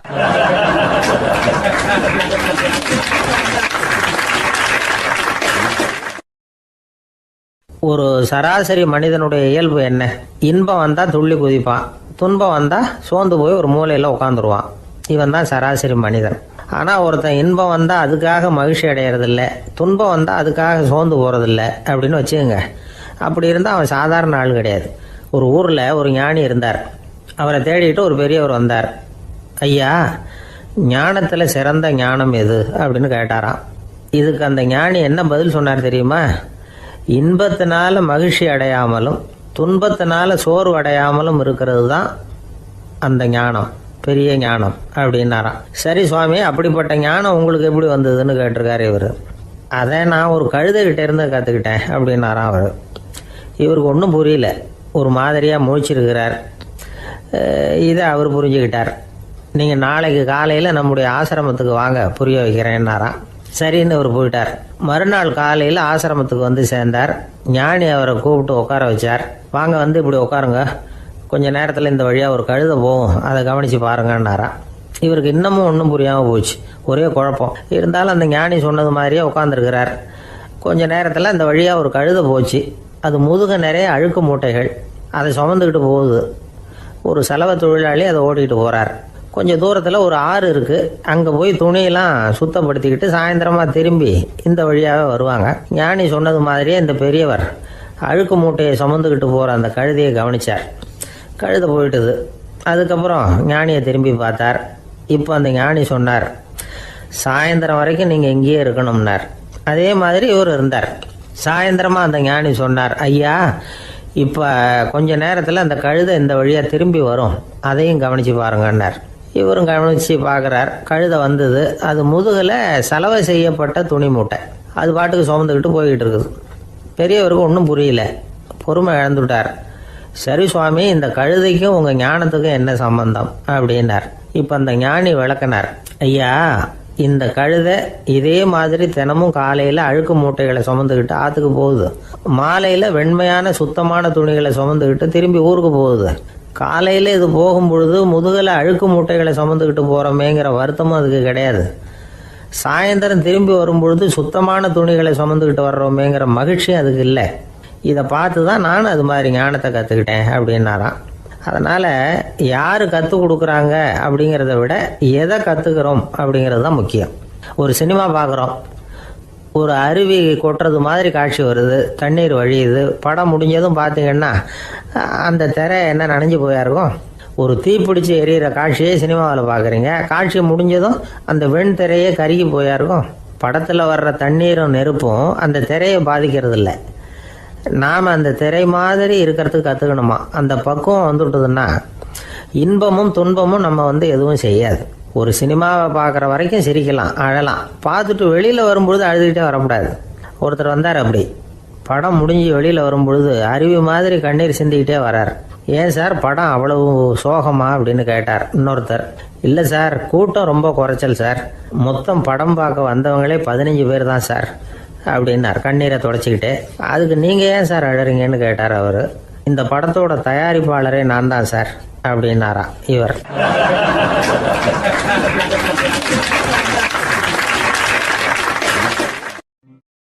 ஒரு நண்பர் வந்தார். ரொம்பவும் இறுக்கமாக உடை அணிஞ்சிருந்தார். அதாவது ஆடைக்குள்ளே அவர் மாட்டிக்கிட்டு இருந்தது மாதிரி தெரிஞ்சது. ஏன் துணி குறைச்சலாக எடுத்துட்டீங்களா அப்படின்னு கேட்டோம். இல்லைங்க, எனக்கு எப்போவுமே இறுக்கமாக உடை அணிகிறது தான் பிடிக்கும் அப்படின்னார். ஒருத்தர் எப்படி உடை அணிகிறார் அப்படிங்கிறத வச்சு அந்த ஆள் எப்படிப்பட்டவர் அப்படிங்கிறத கண்டுபிடிச்சிடலாம். உடை அணிகிற விதம் ஒருத்தருடைய மனநிலையை வெளிப்படுத்துதான். இப்போ இறுக்கமான உடை அணிகிறவங்க பொதுவாக மன நிம்மதி இல்லாதவங்களாக இருப்பாங்களாம், கோபக்காரங்களாக இருப்பாங்களாம். ரொம்ப தொலைதொலைப்பாக ஆடை அணிகிறவங்க இருக்கிறாங்கல்ல, அவங்கெல்லாம் அமைதியான ஆளாக இருப்பாங்களாம், சாந்தமாக இருப்பாங்களாம். இவங்கெல்லாம் போராடுறதுக்கு சரியாக வரமாட்டாங்களாம். இப்படி ஒரு கணிப்பு இருக்குது. அதனால தான் போர் வீரர்களுக்கெல்லாம் இறுக்கமான உடையை தான் கொடுக்கறது வழக்கம். ஆனால் சன்னியாசிகளை பாருங்கள், அவங்களுக்கெல்லாம் ரொம்ப தொலை உடைகள் தான். அவங்கெல்லாம் டைட் பேண்ட் போட்டுக்கிட்டு நிற்க மாட்டாங்க சன்னியாசிகள்லாம். அதே மாதிரி சன்னியாசிகள்லாம் காவி உடையை தேர்ந்தெடுக்கிறதுக்கும் காரணம் உண்டு. பல ஆண்டுகள் சோதனை செஞ்சு பார்த்துட்டு தான் சன்னியாசத்துக்கு காவி தான் சரி அப்படின்னு முடிவு பண்ணியிருக்கிறாங்க. இப்போ பௌதீக விஞ்ஞானப்படியும் அதுதான் சரி. அதாவது சூரிய ஒளியில் 7 வண்ணங்கள் உண்டு. ஒரு பொருள் மேலே அது விழும் பொழுது அந்த பொருள் நமக்கு சிவப்பாக தெரிஞ்சதுன்னா அந்த பொருள் சிவப்பை தவிர மற்ற எல்லா நிற கதிர்களையும் உள்வாங்கிக்கிட்டு சிவப்பு நிறத்தை மட்டும் வெளியில் விடுது. அதாவது விலக்கி விடுது. அதனால தான் அந்த பொருள் சிவப்பாக தெரியுது. உடல் ஆரோக்கியத்துக்கு ஓரளவு சிவப்பு தேவைப்படுது. அதனால தான் காவி உடை அணிஞ்சால் சூரிய ஒளி ஓரளவு சிவப்பை விலக்கிவிடும். அதாவது சிவப்பின் பலனும் கிடைக்கும், இந்த சிவப்பின் கெடுதலும் இல்லை அப்படின்னு யோசனை பண்ணாங்க. காவி உதய வேளையின் நிறம். கீழ் வானத்தில் கதிர் உதிக்கிற வேளையில் முதல் ஒளி தோன்றுகிற நேரத்தில் காவி நிறம் தான் கசியும். தியானம் செய்கிறப்போ முதல்ல காணக்கூடிய ஒளி காவி நிறம்தான். தியானத்தின் உச்ச நிலையின் நிறம் நீலம்.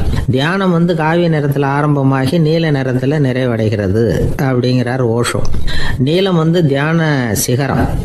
காவி தியான ஆரம்ப குறியீடு, ஒரு சன்னியாசியின் ஆரம்ப தரிசனம் அப்படிங்கிறார் அவர். ஒருத்தர் நாள் பூரா காவி உடைய அணிஞ்சிருந்தா அந்த நிறம் அவருக்கு தியானத்தை பற்றிய நினைவை ஊட்டிக்கிட்டே இருக்கும். இப்படியே ஆடைக்கும் தியானத்துக்கும் இடையில ஒரு தொடர் ஏற்படுது. ஒரு துறவியின் உள்ளார்ந்த பண்பா அது மாறுது. கடை வீதியில் ஒரு பொருள் வாங்க போகிறோம், அது மறந்துடக்கூடாதுங்கிறதுக்காக ஞாபகம் முடிச்சு போட்டுக்கிறோம். அந்த முடிச்சுக்கும் பொருளுக்கும் தொடர்பு இல்லை. ஆனால் கடை வீதிக்கு போன உடனே அந்த முடிச்சு அந்த பொருளை ஞாபகப்படுத்துது. அதாவது அந்த முடிச்சு ஒரு தொடர்பு அம்சமாக அமையுது. அது மாதிரி தான் காவி உடையும். ஒரு துறவி நடக்கும் பொழுது, சாப்பிடும் பொழுது, குளிக்கும் பொழுது அவருடைய காவி உடை அவருக்கு ஞாபகப்படுத்திக்கிட்டே இருக்கும். அது ஒரு நிலைப்படுத்தப்பட்ட நினைவாக ஞாபக முடிச்சாக மாறிடுது. காவி ஆடை இல்லைன்னா ஒருத்தரால் துறவியாக முடியாதுன்னு அர்த்தம் இல்லை. அதே நேரத்தில் காவி ஆடையால் ஒன்றும் பிரயோஜனம் இல்லை, அதில் ஒன்றும் அர்த்தம் இல்லை அப்படின்னு சொல்லிட முடியாது. இதுதான் உண்மை. இவ்வளவு தூரம் காவி ஆடையை பற்றி சொல்கிறதுனால எல்லாரும் சன்னியாசியாக போயிடுங்கோ அப்படின்னு நாம் சொல்கிறதாக யாரும் நினச்சிடக்கூடாது. மனசுக்கும் நிறத்துக்கும் உள்ள சம்பந்தத்தை தெரிஞ்சுக்கிறதுக்காக தான் இவ்வளவும். நமக்கு தெரிஞ்ச நண்பர் ஒருத்தர் இருக்கிறார், ஆஃபீஸில் வேலை பார்க்குறவர். ஒவ்வொரு மாதமும் 20ஆம் தேதிக்கு பிறகு அவரை போய் பார்த்தீங்கன்னா காவி உடை அணிஞ்சிக்கிட்டு, கண்ணை மூடிக்கிட்டு, கை ரெண்டையும் விரித்து வச்சுக்கிட்டு தியானத்திலேயே உட்காந்துருப்பார். ஏன் இப்படி பண்ணுறீங்கன்னு கேட்டேன். அதாவது 20ஆம் தேதிக்கு பிறகு என் கையில் ஒரு பைசா கூட கிடையாது, ஒரு சன்னியாசி லெவலில் இருக்கிறேன், என்கிட்ட எதுவும் செலவுக்கு கேட்காத அப்படின்னு என் மனைவிக்கு நான் சூக்காக உணர்த்துறதுக்காக அப்படி உட்காந்துருப்பேன் அப்படின்னு விளக்கம் கொடுக்குறார் அவர்.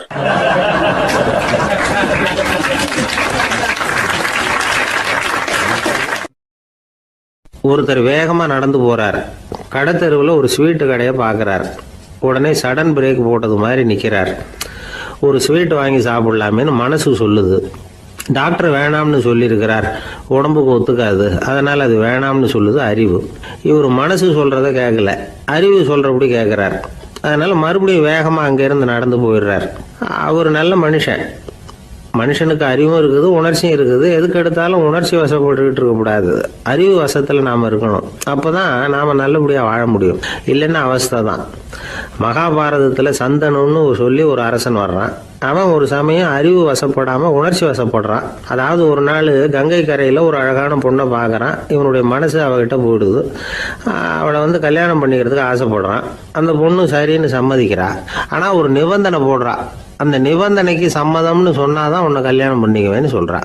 சரி, அவ போட்ட நிபந்தனை என்ன தெரியுமா? இது மாதிரி நான் உங்க மனசு புண்படுற மாதிரி எந்த காரியம் பண்ணாலும் நீங்க என்ன ஏன்னு கேட்கக்கூடாது, நான் செய்யற காரியத்தை தடுக்கவும் கூடாது. அப்படி நீங்க செஞ்சா அடுத்த கணமே நான் உங்களை பிரிஞ்சு போயிடுவேன். இதுதான் அந்த பொண்ணு போட்ட நிபந்தனை. சந்தன அரசன் இந்த நிபந்தனையை ஒத்துக்கலாமா? இதை அறிவுபூர்வமாக யோசிச்சிருந்தா இதுக்கு கட்டுப்பட்டுருக்க மாட்டான். இந்த நிபந்தனைக்கு நான் சம்மதிக்க மாட்டேன்னு தான் சொல்லியிருக்கணும். ஆனால் அவன் அந்த நேரத்தில் உணர்ச்சி வசத்தில் இருந்தான். அதனால நீ என்ன சொன்னாலும் சரின்னு ஒத்துக்கிட்டான். அவளை கல்யாணம் பண்ணிக்கிட்டான். இதனால என்ன ஆச்சு? 7 பச்சை இளம் குழந்தைகளை பிறந்த உடனே அவள் கங்கையில் தூக்கி எறிஞ்சி கொல்லக்கூடிய கோர காட்சி